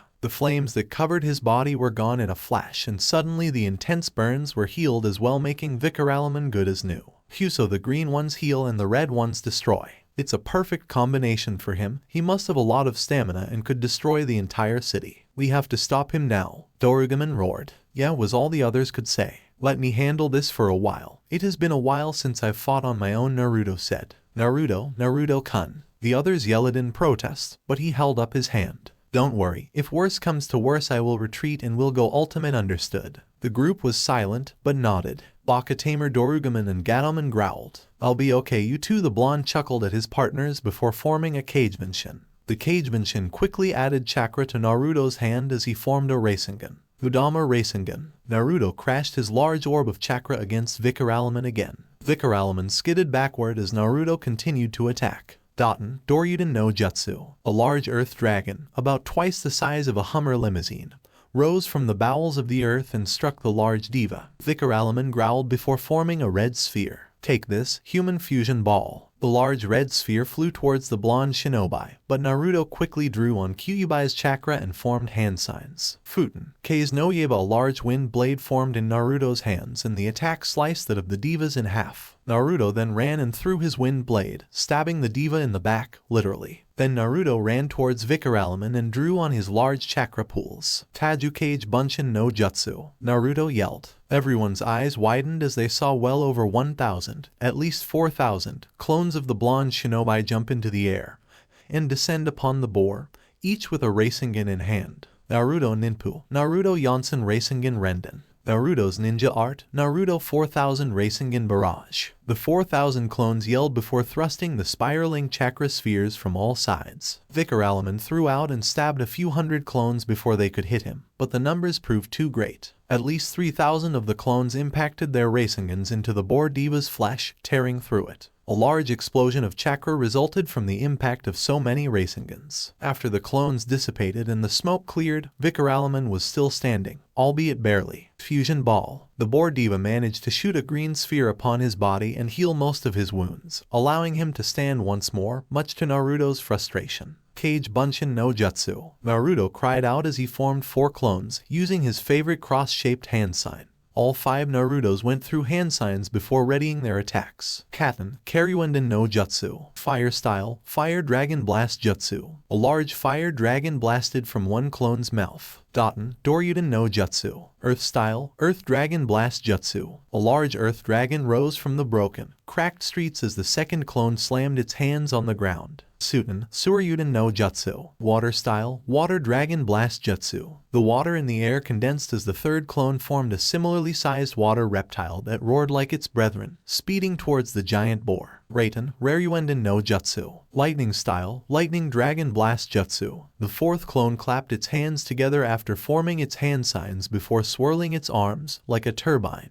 Yellow and blue lightning bolts sparked from the tips of its right hand before letting the hand point outwards like a knife. Then large amounts of electricity flew from the clone's fingertips and morphed into a large lightning dragon. FUNN, Furyuenden no Jutsu. Wind Style, Wind Dragon Blast Jutsu. The original Naruto took a deep breath. Wind swirled into his mouth before exhaling and releasing the winds, morphing them into the likeness of a dragon. The 5 elements flew towards VERYYYY and then merged, becoming a large fusion of the elements. Now stay down, Godaryuenden no Jutsu. Elemental Dragon Blast Jutsu. The blonde yelled the name of his all-powerful attack, but VERYYYY was able to at least fire an attack and counter the large elemental reptile. Borbog. VERYYYY cried out and opened his jaws and launched large glob of blank gunk. The gunk was made of very stick and elastic material, similar to that of tar. The dragon roared, its violet eyes shining before impacting with the large glob of black. The Borbog exploded as the dragon crashed into the elemental dragon, and thus both attacks cancelled each other out. The tar-like attack was able to hold its own and was annihilated as it took the entire force of one of Naruto's most powerful attacks. Naruto's blue eyes widened in shock. No way. The blonde fell to his knees as he watched the boar. Impossible, that was one hell of an attack, and it blocked it, Gatomon said in surprise. Naruto stood and then turned to face the others. He formed a Kagebenshin and took out both of his D-arcs. Alright, you 5 ready because we're going ultimate, and don't fucking hold back, Naruto said as he held the blue card.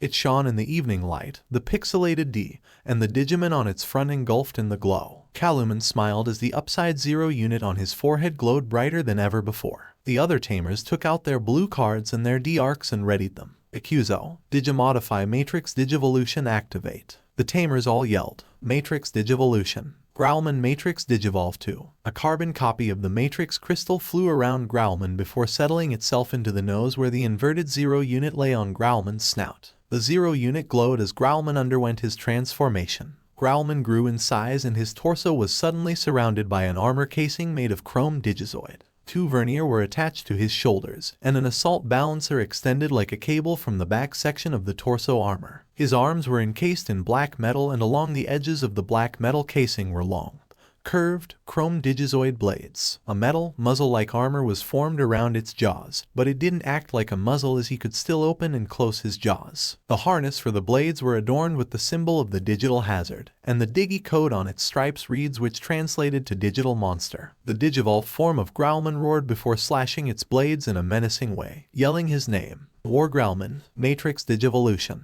Gatomon Matrix Digivolve 2. Gatomon glowed a bronze gold color as her body lengthened and became more humanoid. Her tail retracted into her body and 8 angelic wings grew on her back. Her ears became a small pair of angelic wings that were connected to a steel helmet that covered her eyes and nose. Long, flowing blonde hair cascaded down her back from her head like a waterfall of gold. A white outfit covered her previously naked body, leaving only a bit of her stomach and her upper thighs visible. 2 wing-shaped cups covered her breasts in a makeshift bra of some sort, and a long pink ribbon with digicode printed along it was wrapped around her arms. A pair of gloves that stretched to her forearms appeared, and finally a pair of boots. The one on her left looked like a regular high-heel boot that was apparently a part of the leotard-like bodysuit she was wearing, while the one on her right was relatively normal if you didn't count the fact it was completely covered with pure white feathers. Her ring from her tail became wrapped around her left ankle. Her 8 angelic wings flapped majestically. Angewomon. DORUMON Matrix Digivolve 2. Dorumon's entire body was encased in what looked like liquid metal, solidifying over his body. Dorumon's body was then changed within the metal cocoon, which could be seen from the external look of the metal covering. The metal then broke and revealed the ultimate level Digimon. The 2 front limbs grew longer, and then the dragon Digimon dropped onto all 4s. The tail lengthened and began to twist along the length, and at the tip was a large golden spike of some sort. The dragon's face had elongated, looking for reptilian looking. A large blade made the horn that grew from his snout. 2 pairs of steel-colored wings. The lining surrounding the wings was a darker shade of gray than the membrane. 5 golden rings lined the skin that surrounded the lining of the membrane, each having 1 sharp golden spike on the rings. The back pair of wings were slightly smaller than the frontal pair. The dragon was covered with red fur with black zigzag markings. The nose area, feet and underside of the dragon was snow white, just like the mane which ran down its back. The mane ending at the end of the long neck the dragon had. 4 gray, steel spikes jutted out of the neck of the ultimate level dragon Digimon, 2 on each side.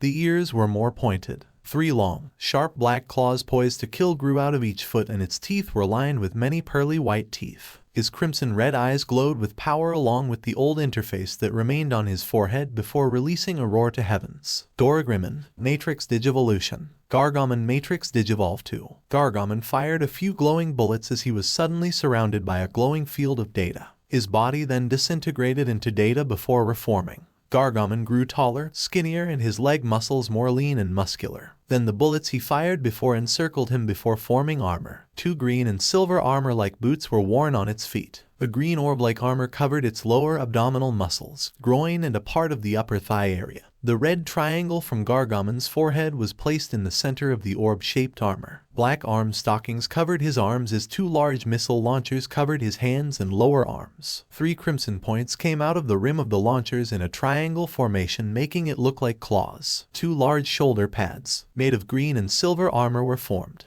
His ears were extended and covered in green armor that was tipped red. Its chest and head, except for the face area, was covered with green and silver armor also. A long, sharp horn formed from the forehead area of the armor plating. Finally, a large missile launcher-looking weapon was attached to its back. The Digimon's large blue eyes glowed before a mouth covering formed from the head armor. Rapidmon Matrix Digivolution. VERYYYY Matrix Digivolve 2. VERYYYY was encircled by blue flames and a shining white light. Her form suddenly lengthened and became more human-looking. Violet pants formed on her legs as a white, long-sleeved robe-like shirt formed on her upper body that covered her large hand-like paws. A black hat was worn on the Fox Digimon's head, with violet stems of cloth coming down from it. A yin-yang symbol lay in the center of the shirt, and a belt was worn around the waist that attached a large paintbrush to her back. On a long piece of cloth that extended from the shirt from the stomach area to the knees, a golden Sanskrit word was written, meaning truth. The large blonde, white-tipped tail waved behind her. She spun on large feet-like paws before allowing her hands to be seen and making the Japanese hand sign for ram.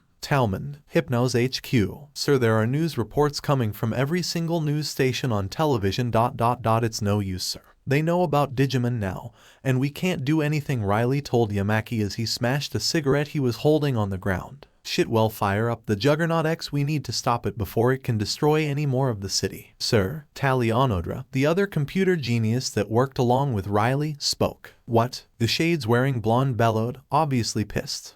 Sir, you might want to see this. Tali quickly typed a few keys, and then on a large screen they showed a news camera showing a large amount of people, nearly 4,000, thrusting spheres of what looked like energy at the beast Digimon that came forth from the digital world. Then when the people vanished in puffs of smoke, 5 dragons, made out of the elements, were seen flying at VERYYYY. "It's that Gaki, Naruto, and he seems to be beating the monster," Yamaki said in surprise. The blonde shinobi didn't have a close-up since the news camera didn't have that much zooming capabilities. However, after a large black blob had seemed to have stopped the elemental dragons, they saw a large bright red light. The bright red light vanished, and suddenly there were 5 large Digimon. Good evening. This is Sora Toshihiro from Channel 6 News on the latest scoop that is quickly being called Armageddon. Earlier this evening, what seems to be a giant boar-like creature began a rampage and destroyed many buildings in the West Shinjuku area.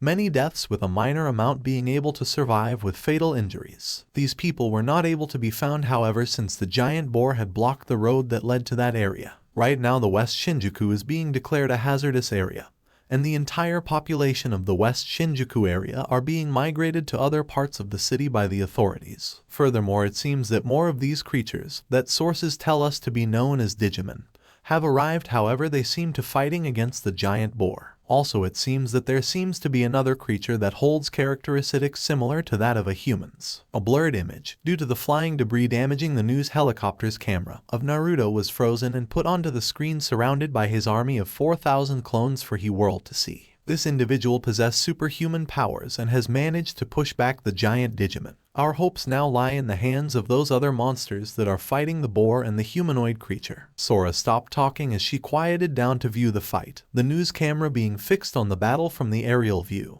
The red flash filled the camera's lens, and suddenly the images of the ultimate level Digimon of the Tamer appeared on the screen. "No way I recognize those Digimon," Yamaki said. "You do? Is it the kids' Digimon?" Riley asked. "No doubt about it," the blonde head of Hypnos replied to his head computer programmer. "Do you still want me to use the Juggernaut X?" Riley asked. Yamaki gritted his teeth as he weighed his options. Let the town be destroyed during the ensuing chaos. Although knowing full well that the Digimon of the children could defeat the large boar or use the Juggernaut X and stop any chaos from even starting, and also getting rid of any other Digimon, he decided to go with the latter. Use the Juggernaut X, destroy those monsters. "Hi." Yamaki, Tally, and Riley complied with the order and furiously began to type on the keys of their keyboards. "Rapid fire," Rapidman shouted as he fired both missiles from the cannons on his arms. Both missiles flew towards VERYYYY, intent on destroying the boar diva. Their normally impassive faces changed into happy smiles as if the missiles were happy about what they were about to blow up.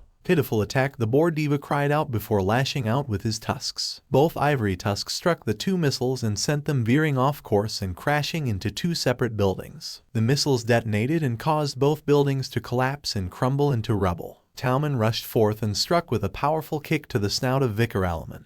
But the boar used its endurance to not even budge from the force of the kick and made an upwards movement, sending Tailmon skyward. But since the mystical Kitsune Digimon could fly, it proved to be no effect as gravity did not have its hold on her. Tao then drew the Sanskrit symbol for light in the air with her brush, tattooing the air. The symbol became dark and then flashed gold before imprinting itself onto VERYYYY's body, and then flashed between red and black. Talisman of Light. The humanoid Kitsune howled as she formed the ninjutsu hand sign for Ram. The tattooed Sanskrit symbol glowed red before detonating in a flash of light and fire. VERYYYY squealed in pain as the explosion rocked the streets that were far from being usable. War Growlman charged, and his arm blades glowed with blue energy before raising both arms and slamming them down onto the ground. Radiation Blade. War Growlman roared as 2 large arcs of blue energy were released from the chrome Digizoid blades. The energy arcs raced across the ground towards VERYYYY. Fusion Ball. A red sphere of energy was launched from the boar diva's mouth. The large sphere impacted with the 2 blue energy arcs and caused a large shockwave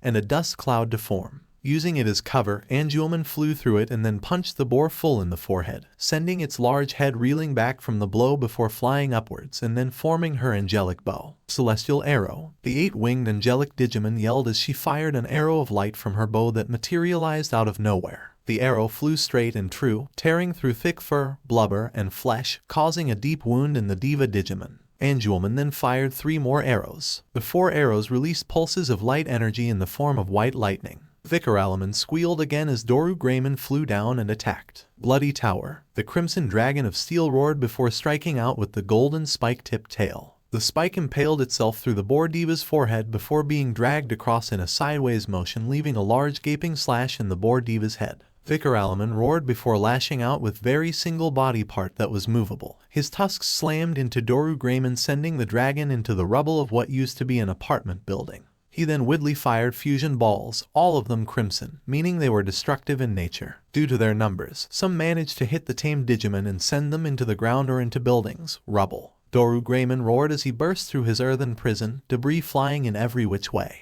The four-winged dragon looked around to see that his friends and girlfriend had been knocked away by energy spheres. The boar then turned to the dragon, wounds visible to all before smirking. Fusion ball. The boar diva cried out before firing a red sphere while firing a green sphere the second after from his large mouth. The red one was launched at DORUMON while the green one landed only a few centimeters from the boar diva. DORUMON quickly flapped his wings in one powerful motion that sent him skywards and then dove down like a missile. While DORUMON neared VERYYYY, the green sphere was inhaled by VERYYYY and the boar diva was surrounded by a green glow before his wounds began healing, although scars remained due to the intensity of the attacks that hit. DORUMON roared as he swooped down on his still healing boar and left 5 claw marks as he tore away synthesized flesh from the digital monster. You little insect, siding with the humans and daring to attack me, a diva, why I ought to send you straight to the Sovereign One and ag. VERYYYY howled in rage and pain as DORUMON cleaved yet another wound in the diva. Naruto cursed as he formed hand signs. He looked as DORUMON attacked from the sky and as the rest of the Digimon got up and began to fight back again. Doryuheki no Jutsu, Naruto cried as he slammed his palms on the ground. The large wall of earth rose from the bowels of the broken streets to protect them. We need to find a way to attack the blonde shinobi, Tamer growled. But they are all crowding around that piece of pork. We can't get a clear shot, Henry stated. What do we do? Takato mumbled. At that question the 3 preteens looked at the pissed off blonde. Naruto looked with a confused look as he saw them staring at him. What? Well, Rika urged. Naruto's eyebrow rose. Well, what? They all sighed and muttered a silent baka in their minds. Well, you're the idea man. What should we do? Takato said. Naruto immediately jumped to his feet and backed up against the earth wall. Nani, he exclaimed, I'm not a leader, I can't tell you all what to do. Naruto, you were the one who trained us. You made us stronger. Eureka was cut off as her boyfriend spoke. Rika-chan, Henry Takato. I'm not what you think I am. Naruto took a deep breath and suddenly he raised his voice, causing everyone to flinch. I'm a failure. I was banished from my village, was not able to even find a way to find salvation in my own universe. I came here by sheer coincidence. This universe does not need someone like me. I can't even fight right now to help my partners. Naruto pointed his finger at the earth wall, gesturing to the other side. Slap. Everyone's eyes widened as they saw Rika suddenly lash out and slap Naruto right across his face, leaving a red handprint from the impact. Listen to me, Naruto-kun ... You are not a failure. You helped everyone you made friends with here in our universe. You helped our Digimon become stronger. You helped us become stronger, and right now you are helping the people of this city to survive by fighting with us, so don't ever call yourself a failure. Rika smirked before kissing him on the lips for a few seconds. We need you, now more than ever. Naruto, now come up with a plan to get us out of this mess. Naruto blinked before shaking his head and nodding. Determination filled his sapphire blue eyes and a smirk of confidence stretched across his face. You're right, now then let's get this boar diva, Naruto said before snapping his fingers, thus disrupting the chakra flow that kept the earth wall up, and it crumbled. The 4 then looked and gaped at what they saw. The fighting had stopped, but it was not by choice, for up in the sky a large vortex spun. The vortex was a mass of spiraling blue and black matter, the edges covered with flakes of red, green and blue data. Jiraiya, Naruto roared as he looked at the vortex that represented the Juggernaut X program. The Digimon present suddenly stretched vertically before returning to normal as the vortex tried to pull them all in. No, I'm not letting you take us, DORUMON growled. His eyes glowed along with the old interface on his forehead. The ultimate level Digimon opened his jaws and released a blue beam of data that looked like a laser. The beam entered the Juggernaut X program and began to mix with it before there was a large flash of white and blue. The Juggernaut X program vortex suddenly began to swirl rapidly and grew in size. What the hell, that was supposed to stop it? DORUMON exclaimed in surprise, but then watched in relief along with the other Digimon and their tamers as the vortex stopped spinning before exploding into white flakes of data. The fighting then quickly resumed. Takato, Henry and Rika then took a few steps forward and flashed through hand signs to get ready to strike. Naruto stopped them before they could do anything. The 3 preteens turned and then saw Naruto in front of all of them with his hands glowing blue with the chakra he had surrounding them. "Here, just a little helping hand," Naruto said before going through hand signs. He then touched each of their foreheads and suddenly the three young tamers felt a rush of power as a large amount of chakra was shoved into their systems, thus increasing their chakra reserves, and they also felt a slight headache as they suddenly learned the hand signs and how to use three of Naruto's most powerful techniques. "The chakra I gave you is only temporary, and the jutsu I used allowed me to give you that large amount of chakra and not harm you from the excess chakra. You all now have Jounin level chakra, and the jutsus I gave you are at the same level. Now then, the jutsus I gave you all from implanting the information I just gave you into your brains will not leave you. But as I said before, when you use these jutsus, your chakra capacity will return to normal,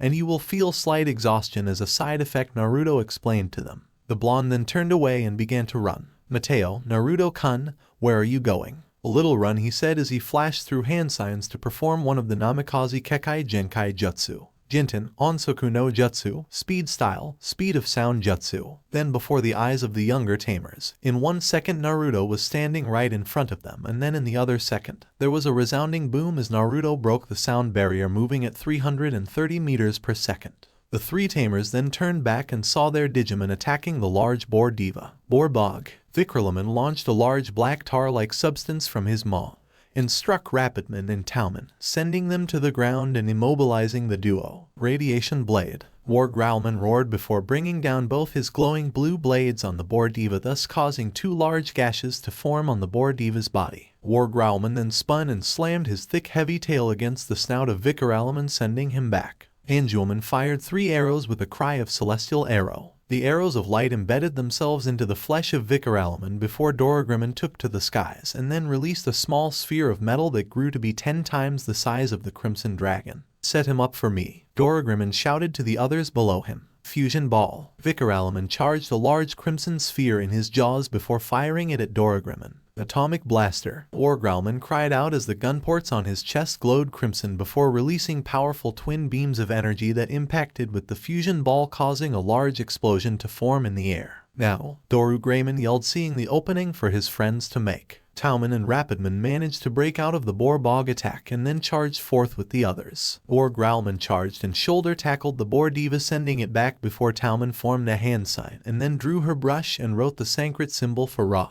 The symbol suddenly began to spin and became that of a star. Talisman Star. The blonde Kitsune roared before hurling the star of golden light. The star flew and sliced through both thick ivory tusks, thus causing both pain and ridding the boar of its troublesome weapons. Rapid Fire. Rapidman cried out and fired 2 missiles from his cannons on his arms again, and both finally hit their mark and caused a large explosion, burning the boar's flesh and sending it off the ground. Agumon then took the offensive and struck with a powerful fist covered with light energy. The boar diva was sent flying through the air. Calluman giggled as he watched his friends fighting. "Yeah, beat him up, guys," he shouted, making punching motions with his fingerless hands. "Alright, Minasan Akuzo," Tekato yelled. Henry and Rika nodded as the 3 flashed through long strings of hand signs. Tekato finished first before clapping his hands together. The water began to condense in the air before shooting off towards VERYYYY at unbelievable speeds. Suten, Kiba no Hidora, Water Style, Hydra's Fangs. The water morphed into a multi-headed serpent that looked like a mixture of a dragon, Komodo dragon, snake and salamander. The Hydra of Water then opened its mouth and bit down on VERYYYY, thus halting the flying boar diva's movements while also damaging it. Henry was the second to finish. He then clapped his hands before slamming them on the ground. Daten, Serioku Kyojin, Earth Style, Titan's Might. The earth beneath the Hydra-covered boar suddenly rumbled as a pair of large earthen fists rose and crashed into VERYYYY's back, sending him upwards. Metal Meteor. DORUMON roared as he finally saw his chance and launched the large sphere of steel at the rising VERYYYY. Rika smirked as she finally finished her hand signs, having the most to form before taking a deep breath and aimed for the Metal Meteor attack. Katen, Gekido no Fenakusu, Fire Style, Phoenix's Rage. Rika took a deep inhale of air before exhaling powerfully to release an extremely powerful blast of blue flame. The blue fire blast rocketed through the air, briefly taking the image of a phoenix. The phoenix screeched as it crashed into the metal meteor, and since metal is a good conductor of heat, the metal meteor was coated in blue fire, and then the attack impacted with VERYYYY. An explosion formed in the air. VERYYYY let out one last squeal before vanishing as red flakes of data as he died. The fire blast burnt out and suddenly all the Digimon fell to the ground. DORUMON managing to use what little strength he had left to land softly on the ground. We won war, Growlman said with a smirk beneath his power-regulating muzzle. The others chuckled before smiling. We did it. They all screamed simultaneously. Sure, they were exhausted, the Digimon injured. The entire area that made the battlefield was now reduced to rubble. Burning materials and cracked earthen streets, but they won. Meanwhile, Naruto ran across the roads, bypassing anyone that was in the streets with ease before taking to the roofs of the houses and buildings and then jumped from rooftop to rooftop until he stopped. He skidded to a halt as he reached the entrance of the, to his surprise, smoking Hypno's towers. It was attacked. Maybe there was a slight malfunction that caused the Juggernaut X to go out of control back there before it disappeared, Naruto mused. His ears twitched as he listened for anyone in the building. No footsteps. Naruto concluded that they must have all evacuated. However, to Naruto's surprise, he looked up and before him he saw a floating boy. The boy was wearing a yellow shirt with purple overalls, red shoes and a large red hat. Hahaha. The boy laughed, which actually sounded more like a monkey's to Naruto's ears as a ball of white energy formed in the boy's hands. The boy suddenly warped his form and changed into a 7-foot-tall monkey wearing a purple and gold armor-like shirt, gray kung fu pants, gold and purple shoes and a gold and purple hat with the kanji for Saru, monkey on the front of it. Naruto took out his D-Arc as he saw MangaMuse pelt the ball of energy and it caused the area that was hit to burst into another column of smoke and flame.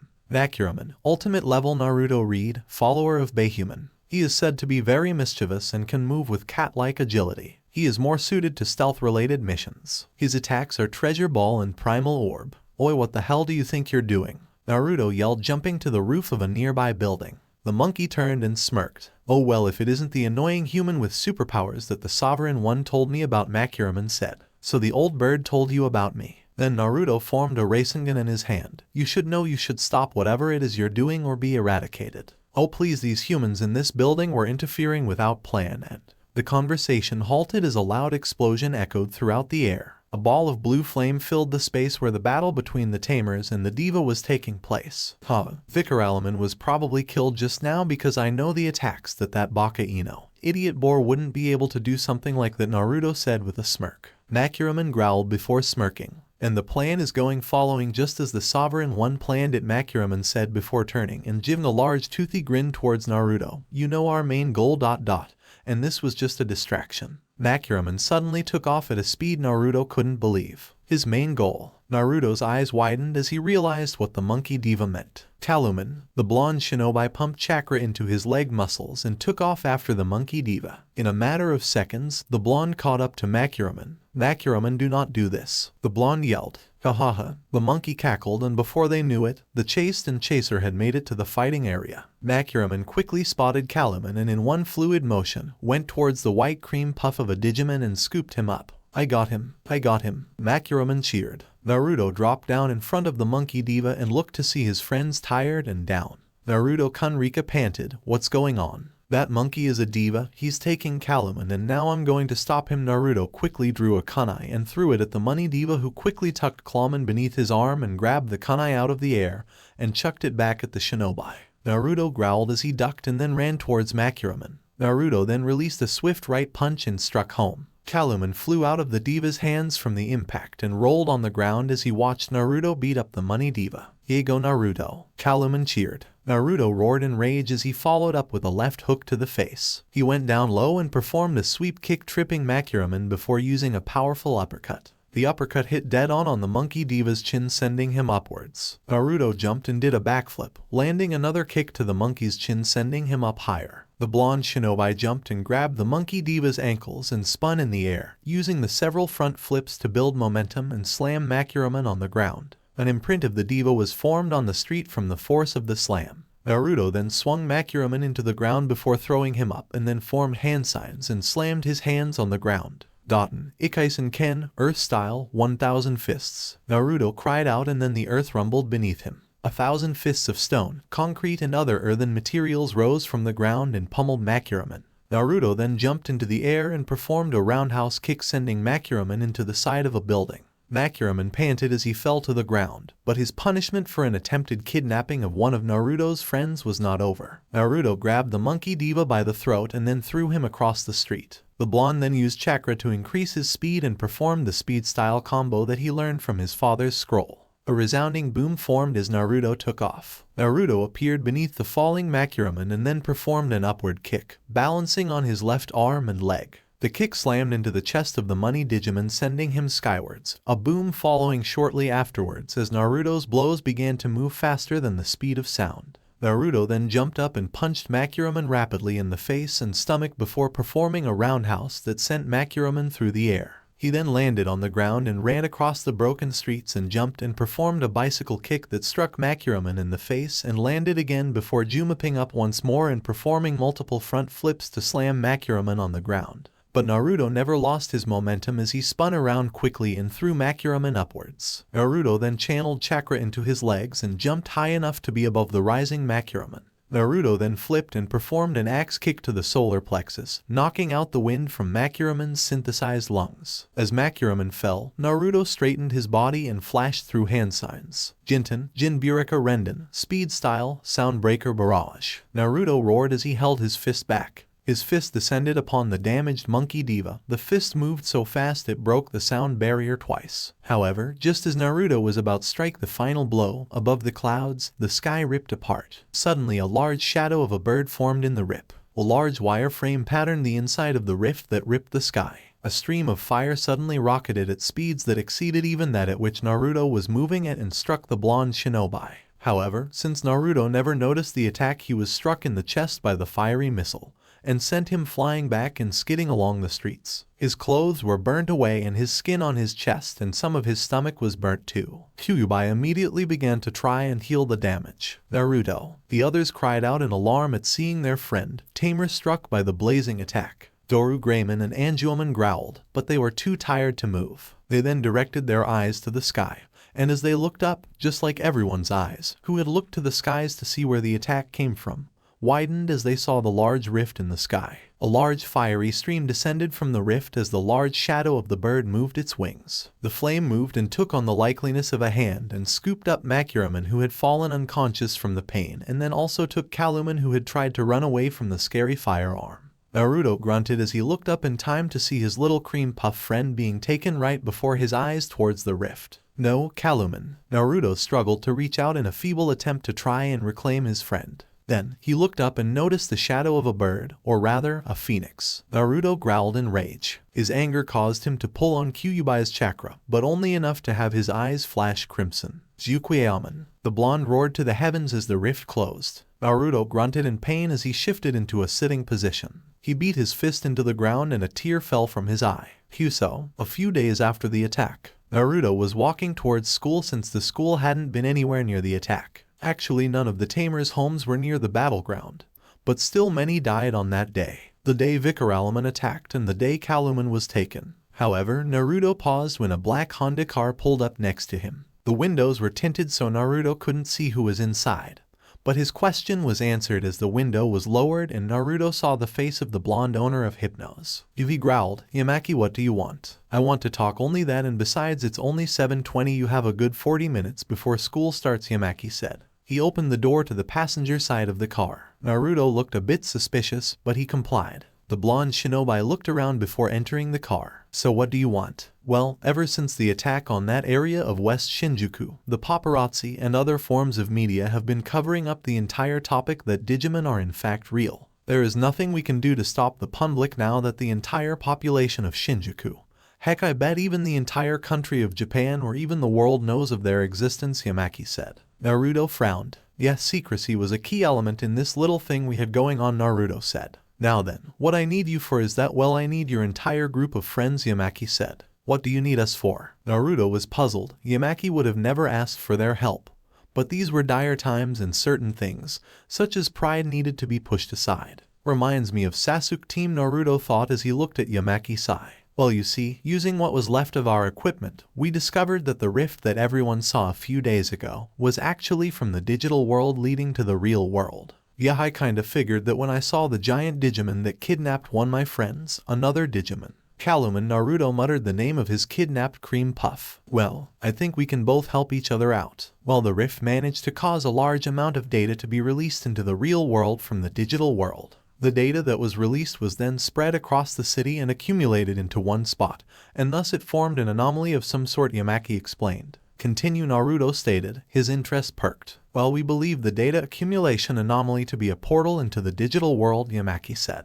Naruto's eyes widened and he immediately latched onto Yamaki. Tell me, where is this portal? Naruto demanded. Yamaki pushed Naruto off of his and dusted his suit as if Naruto infected it or something. Well, here's the thing. If we tell you where this portal is, you are to follow the instructions I give to do while you are in there, Naruto groaned. What are they? I only have one. Get in, save your friend, and when you do, find a way to close that portal so that no more Digimon can enter the real world ever again, Yamaki said. Naruto was silent as he thought it over before nodding. Where is the portal? Naruto asked. It's somewhere in Shinjuku Park. Meet me. You will meet us by the shed by the abandoned part of the park. Tomorrow, noon, Naruto told the Hypno's executive. Yamaki bit his lip from yelling for being interrupted, but complied with a nod. But isn't that during school? Hi, Naruto replied with a smirk. Yamaki looked shocked before smirking. I like the way you think. Namikaze. Yamaki opened the door and allowed Naruto to leave. The blonde shinobi nodded to his fellow blonde before using the telepathic mind link that Tamers had with their Digimon. DORUMON Gatomon. Naruto spoke through his mental link. Hi, Naruto. They replied. Come into school at noon tomorrow, no hiding. Oh, and make a nice entrance, will you? Naruto added with a smirk. Naruto could imagine the surprise on his Digimon's faces. Sure, but why tomorrow? They asked. To pack, get ready, and have the others reveal their Digimon to their families, because starting then we're going to the digital world to rescue Kalumon. Time skip, end of school. Naruto, Henry, and Takato were walking home together and Naruto relayed the information he learned from Yamaki. So there is a way to rescue Kalumon? Henry asked. Hi, Naruto replied. So when do we leave? Takato asked. Tomorrow. Tell your parents about your Digimon today because ... Well, they already know about their existence, Naruto said with a shrug. I assume you've already told Rika? Henry asked. Naruto nodded. Texted her during break, he replied. Naruto turned away and began to walk towards his own house. I'll see you all tomorrow, don't forget. Shinjuku Park, Gilman's shed at noon. Don't be late, he said with seriousness in his tone. The two preteens nodded and left. Henry left for home, while Takato actually headed for the park. Later that day, 8 p.m. Henry's apartment. Henry and Terrierman were in Henry's room looking at each other. So ...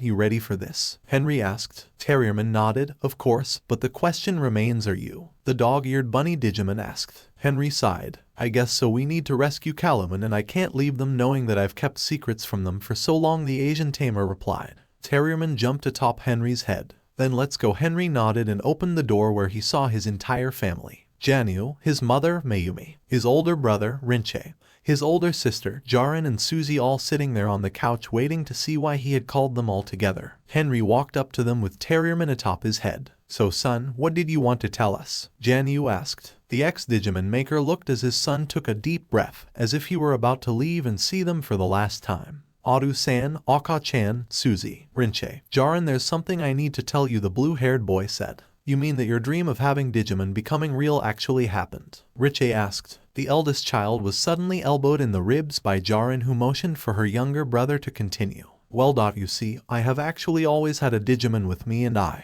a Digimon tamer, he admitted. He's right, Terrierman said, jumping off Henry's head and onto the coffee table. The rest of the Wong family stared in disbelief as they saw Henry's toy come to life. Two women. Your wheel? Suzy asked, earning a nod from the dog-eared bunny. Also, guys, I'm going to be going away for a while. You see, one of our friends, Kalumon, was taken in. Whoa, hold it. Our friend is in there. Is more of you tamers? Janyu asked. Henry nodded. Anyways, Kalumon was taken to the digital world and we have found a way to get in, and so I'm telling you all this because, well, I love you guys and I don't want there to be any secrets between us, Henry said. Mayumi looked at her son and glared at him. There is absolutely no way I am letting you go to this digital world. It sounds highly dangerous, and she froze as Janyu placed a hand on her shoulder. Mayumi, he spoke softly, and this caused Mayumi to tear up. Let him go. I'll help you pack for your trip. One backpack should be enough. After all, you would be converted to data in the digital world, and so your regular clothes should last the entire time you're there. Arigato, Aru-san, Henry said with tears lining his eyes. Mayumi couldn't take it and suddenly hugged the blue-haired boy. The green D-arc-wielding tamer returned the hug and suddenly everyone was surrounding Henry and telling him their goodbyes. Two women. You'll pewodict Henry, white? She asked. Terrierman smirked and gave her a thumbs up. No problem. I'll do whatever it takes to keep your Aniki safe. With Takato had went to the park during the night and managed to sneak Gilman in since the bakery was closed. Takato then walked by and saw that his parents were in the kitchen. Adu-san, Aka-chan, he called in a nervous tone. Takehiro, his father and Yashi, his mother, looked at him. His father putting the newspaper down and his mother had just finished washing the dishes. Hi, Takato-kun, Yashi asked. You guys know that Digimon exists now, right? Takato asked. Yeah, apparently it wasn't just imagination on your part, Takehiro said with a chuckle. Takato nodded and then walked in. There's something I need to show you too, don't freak out. Takato, why on earth would we? Oh my kami, what the hell is that thing? Yashi and Takehiro cried out in alarm as Takato walked in, with Gilman following behind him. The Crimson Lizard looked at Takato's parents and smiled sheepishly while waving. Kobanwa, Takatomon's parents. Kobanwa, large lizard monster, Takehiro greeted with a nervous sweat drop. Look guys, I've been keeping this guy a secret from you too. His name is Gilman and he's a Digimon. Those Digimon you saw fighting on the television, the large cyborg-looking one was mine. So he grew bigger, but he looks so much smaller than on the TV. Yashi said, well, after he digivolves, he can return to normal after the fight is over. Now then, well, you see, on our friend's Calumen was taken by a Digimon when that rift in the sky opened, as you probably saw on the news, and we found a way into the digital world, which is where Digimon live, and we are going there in hopes of rescuing Calumen and bringing him back here to the real world where it is safe. But Takato, does that mean you've been doing all these dangerous things like fighting these Digimon? Yashi asked. Takato nodded. Yashi glared at her son and looked at her husband. Honey, tell Takato he is grounded for the rest of his life. Nani, both males shouted. Hi, Takato is just a boy. He's 12, he can't go out fighting all the time in this digital world. I'm worried he'll get hurt there or worse. Yashi began to tear up at the mere thought of her son dying while in a digitally made up world. Listen honey, I think Takato should go, Takehiro said. Nani, Takato and Yashi cried out. Hi, he is old enough to make his own choices. He's 12 years old. We can't always be babying him and keeping him cooped up in this small house, Takehiro said, and then turned to Gilman. You will be there to protect him. Oh yeah, me, Terrierman, Henry, Renaman, Rika, Dorumon, Gatomon and Narutomon, Gilman said with a smile. You mean there are more of you Tamers? He just called human names, Henry and Rika, and who are those other Digimon? Yashi asked rapidly. Hi, there are more Tamers, Rika, Nanaka and Henry Wong. My friends that I've told you about are Tamers along with Naruto. Dorumon and Gatomon are Naruto's partners. Renaman is Rika's and Terrierman is Henry's, Takato explained. You mean, the nice blonde boy that we've been selling bread to owns a Digimon? Two actually, Takato replied to his parents. Takehiro nodded before getting up and going over to the back where the stove and bread making supplies were. Honey, what are you doing? Yashi asked. Takato, when do you leave? We're going to meet up in the park at noon tomorrow. So you're skipping school? Aka-chan, my friend is more important. Besides, it'll be in the middle of math period. I'm not gonna learn anything important, he responded with a smile. Well dear, we better get cracking and make some bread for the boys' journey. Oh boy, bread, Gilman said in excitement. Takato teared up and then hugged his parents. You guys are the best. We'll miss you too, Takato. With Rika, the moon shone over the rather large front yard of the Nanaka household. Rika, Makino and Seiko were all sitting on the small little bridge that stood over the 5-foot-deep pond that surrounded the wooden structure. So Rika-chan, what did you want to tell us? Makino asked. Rika took a deep breath and sighed as she mentally prepared herself for what she was about to tell her grandmother and mother. Oba-chan, Aka-chan, you know how on the news they said how that there was a Digimon battling with other Digimon. Of course, who wouldn't? I bet the entire country, if not the world, knows about what happened in Shinjuku, Makino said. Why? Well, because I was there and my Digimon was fighting in that battle, Rika said. Makino's eyes widened while Seiko remained impassive. What do you mean your Digimon? Rika's mother asked. Rika then raised her head. Renaman, she called out. In a blur of motion, Renaman appeared in front of the pond, kneeling before the three females. I am Renaman, a Digimon and your granddaughter's protector. It has been honor battling with her, the blonde Kitsune said. Makino's eyes widened as she watched Renaman rise to her full height of 7 feet.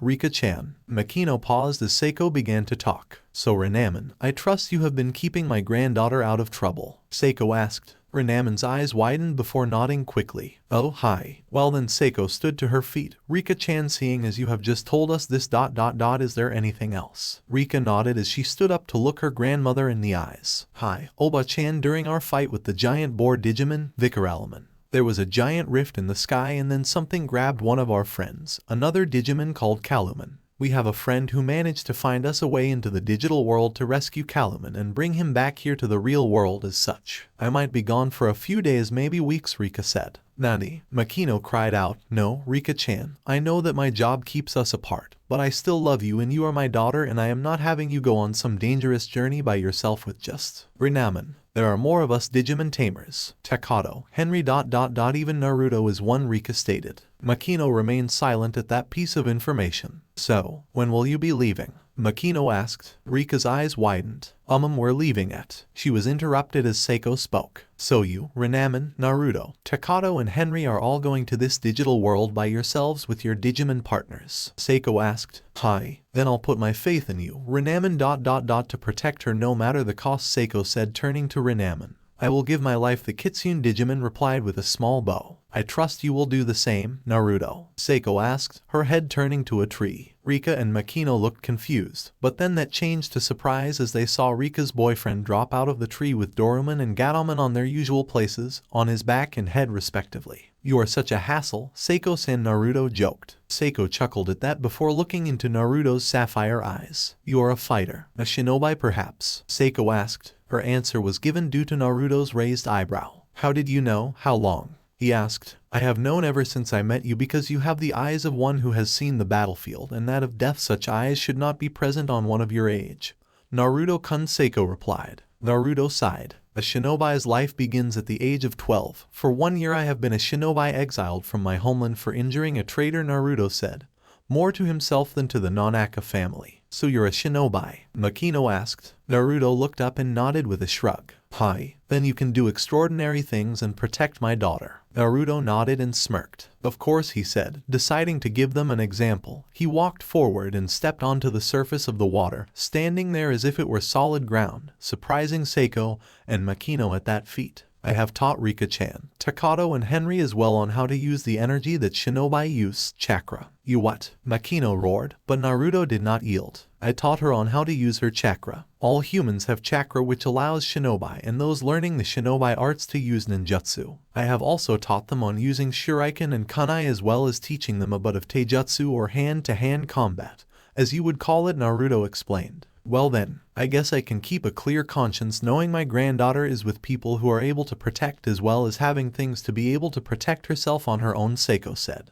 Aka-chan, you're going along with this? Makino asked. The boy is not a liar, I can tell that much. Arigato for your trust and hospitality towards me, Seiko-san. Makino-san. Naruto bowed to them before looking at Rika. Rika-chan, we leave tomorrow at noon. I stopped by to tell you that. Until then, Naruto gave a small wave. Bye guys, Dorumon and Gatomon said with a small wave of their own before Naruto put his hand into half the hand sign for Ram, and then the three vanished in a swirl of wind and leaves. He has to teach me that, Rika mumbled. So Rika-cha, I guess we have to help you pack for your trip, Seiko said. Rika teared up as she watched her grandmother walk into the house to go and pack her backpack. Makino then walked up to her daughter, and for the first time ever since Makino left to do her modeling, Rika broke down in front of her and hugged her. Renamon noticed the emotional scene and then left, not wanting to disturb them. Rika-chan, I'll miss you, Makino whispered as she stroked her daughter's back. Rika cried into her mother's chest, the moon and Renamon being the only spectators to the scene between mother and daughter. The next day, Shinjuku Junior High, noon.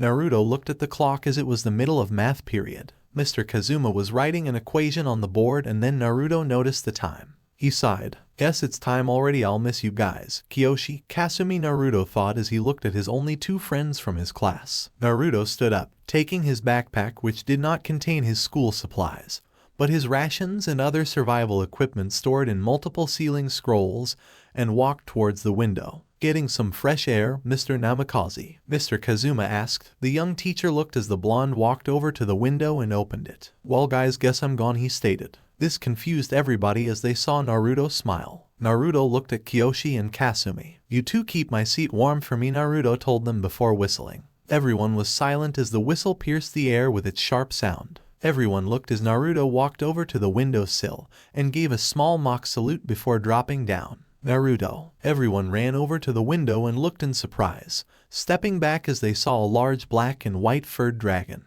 The dragon flapped its wings, bringing Naruto up to that level. Next to Naruto was Gatomon gave a small smile. The girl's eyes shined at seeing such a cute kitty, but quickly backed off as Gatomon didn't appreciate being called a kitty and flexed her claws, the sharp as razors, claws nearing their faces as she lashed out, being held back by Naruto. Is that a? Kyoshi paused. Yup, this is my Digimon Dorumon and Gatomon say hi. Hey, what's up? The red-eyed reptile spoke with a toothy grin. Don't ever call me a kitty again, Gatomon said with venom in her tone. Well, I'll be going now, Mr. Kazuma, Naruto said, and then gave a smirk before Dorumon flew over to the window where Mizusagi's class was. Mizusagi's classroom. As Mizusagi was writing on the chalkboard, Takato, who always sat in the back where he usually sat before turning to look out the window and spotted Naruto standing atop Dorumon with Gatomon. Takato turned to Henry, who had Tailmon hidden in his backpack, and gave the blue-haired boy a nod. Henry nodded back. He and Takato then rose to their feet. Kenta, Kazu and Jerry also stood up taking their backpacks and walked over to the window. And just where do you think you're going? Mizusagi asked. Takato turned and smiled. We're going to save a friend, he stated before opening the window and then dropping down with the others. The class immediately ran over, Mizusagi taking the front, and saw them standing atop a large dragon-like monster. What the hell are you doing? Mr. Asagi yelled. You're just children. But we have a mission and we're not coming back until we've saved our kidnapped friend, Henry said. Dorumon then gave a bestial roar before taking off towards Shinjuku Park, leaving a stunned class of preteens and one teacher. Shinjuku Park, Gilman's shed. Dorumon landed before kneeling down for everyone to get off. After that he digivolved into Dorumon and stood next to Naruto and Gatomon. Rika and Renamon were already there waiting with Yamaki. Gilman ran out of the shed to go and stand next to Takato, while Henry released Tailmon from the confines of his bag.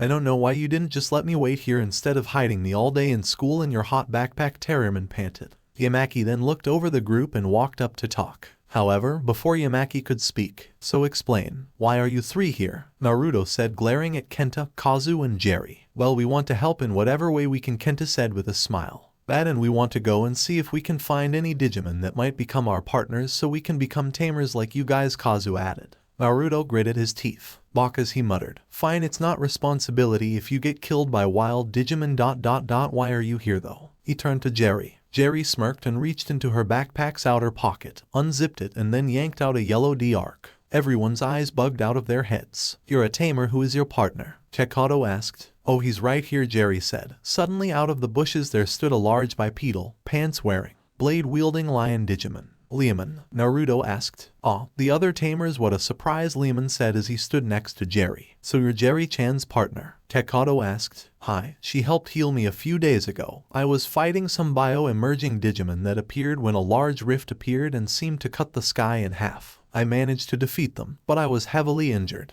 Luckily, or just by sheer coincidence, Jerry here found me and helped heal me by bringing me food and bandaging my wounds. After that, she got her D-arc and I became her partner and she became my tamer. Leomon summarized the story of how he and Jerry became partners. I see. Well, we could always use whatever allies we have, Naruto said. Well, that's enough talking. Let's get down to business, Yamaki said as he stepped forward. Now you kids, the portal to the digital world is inside the shed all the way in the back where that. He pointed to Gilman, dug a hole in the wall. Now then, before you go I have something for you guys. Yamaki reached into his pocket and pulled out a small black device that looked similar to an iPad 2 except without the Apple insignia. This is a communications device that Janyu Wang, Henry's father, and I developed together. This will allow to keep contact with the outside world. Wait, how long ago was this made? I don't remember Odu-san coming home late at all, Henry said. Maybe that's because you're never home when he reaches back. He stayed late after work to help me make this. I, of course, gave him the schematics and the resources to help build it, Yamaki explained. Now, the power switch is located on the back of the communications device. Then use the electronic touch keyboard to type out your message and then hit send.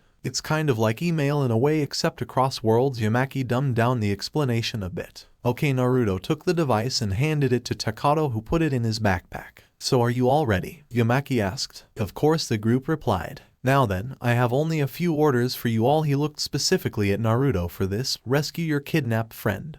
Watch out for each other and come back safely to your families. Live to see another day in this world. Am I clear? He barked. Hi, was the simultaneous response. Yamaki nodded before walking past the group, but paused briefly when he reached Naruto and mumbled to the teenager's ears. Listen, don't do anything reckless in there. You don't know what might happen, so keep your guard up at all times and be careful, Yamaki said. Naruto smirked. Awa, you sound like you actually care. This caused Yamaki to smirk as well. Yeah, good luck out there, Gaki, and then tapped Naruto on the shoulder before leaving. The group then walked towards the shed, entering the darkness, only it wasn't as dark, for the golden light of the digital portal lit the tunnel that Gilman had made in the back of the shed. The portal was golden yellow and swirled like a vortex, edged with red, white, and silver flakes of data. Well, are you all ready? Naruto asked. A nod was received from each member of the group. The blonde shinobi then looked at his partners. Well guys, you're going home, and with it they were all pulled into the portal, moving at supersonic speeds through it. Naruto looked around. Everyone wad flailing their limbs about, except for he and Dorumon, since they were used to this kind of travel. Tunnel vision began to develop as they moved faster through the portal, and then there was a bright flash of blue light, and the group exited the digital portal and found themselves floating in a large blue area of space. Large amounts of zeros and ones floated past them. Where are we? Jerry asked. Lehman looked around, holding onto Jerry tightly. This is the void that separates the digital world from the real world, Renamin said, as she pointed what seemed to be up from her perspective. Everyone looked where Renamin pointed and saw the golden portal they exited from. So the Digimon that bio-emerge come through here to reach our world? Henry asked. Renamin nodded. Correct. However, here the laws of physics do not apply. As such, there is no force of gravity. There is no up, down, left, or right. This area is powered by thought, and so if you think one direction is down, then I think down is there, Gilman pointed. Suddenly it was as if gravity came into effect and they all started falling through the blue void. So if you think one way is down, then that way becomes down. Naruto yelled out to Renamin as they were falling. Exactly. Could you guys quit with the small talk and find us a way to not get killed by falling to our deaths? Kazu yelled. Don't worry, you'll be fine, Naruto said. Suddenly white clouds of data zoomed past the group as they fell, and suddenly they saw a large data chip, about the size of a rather large cloud.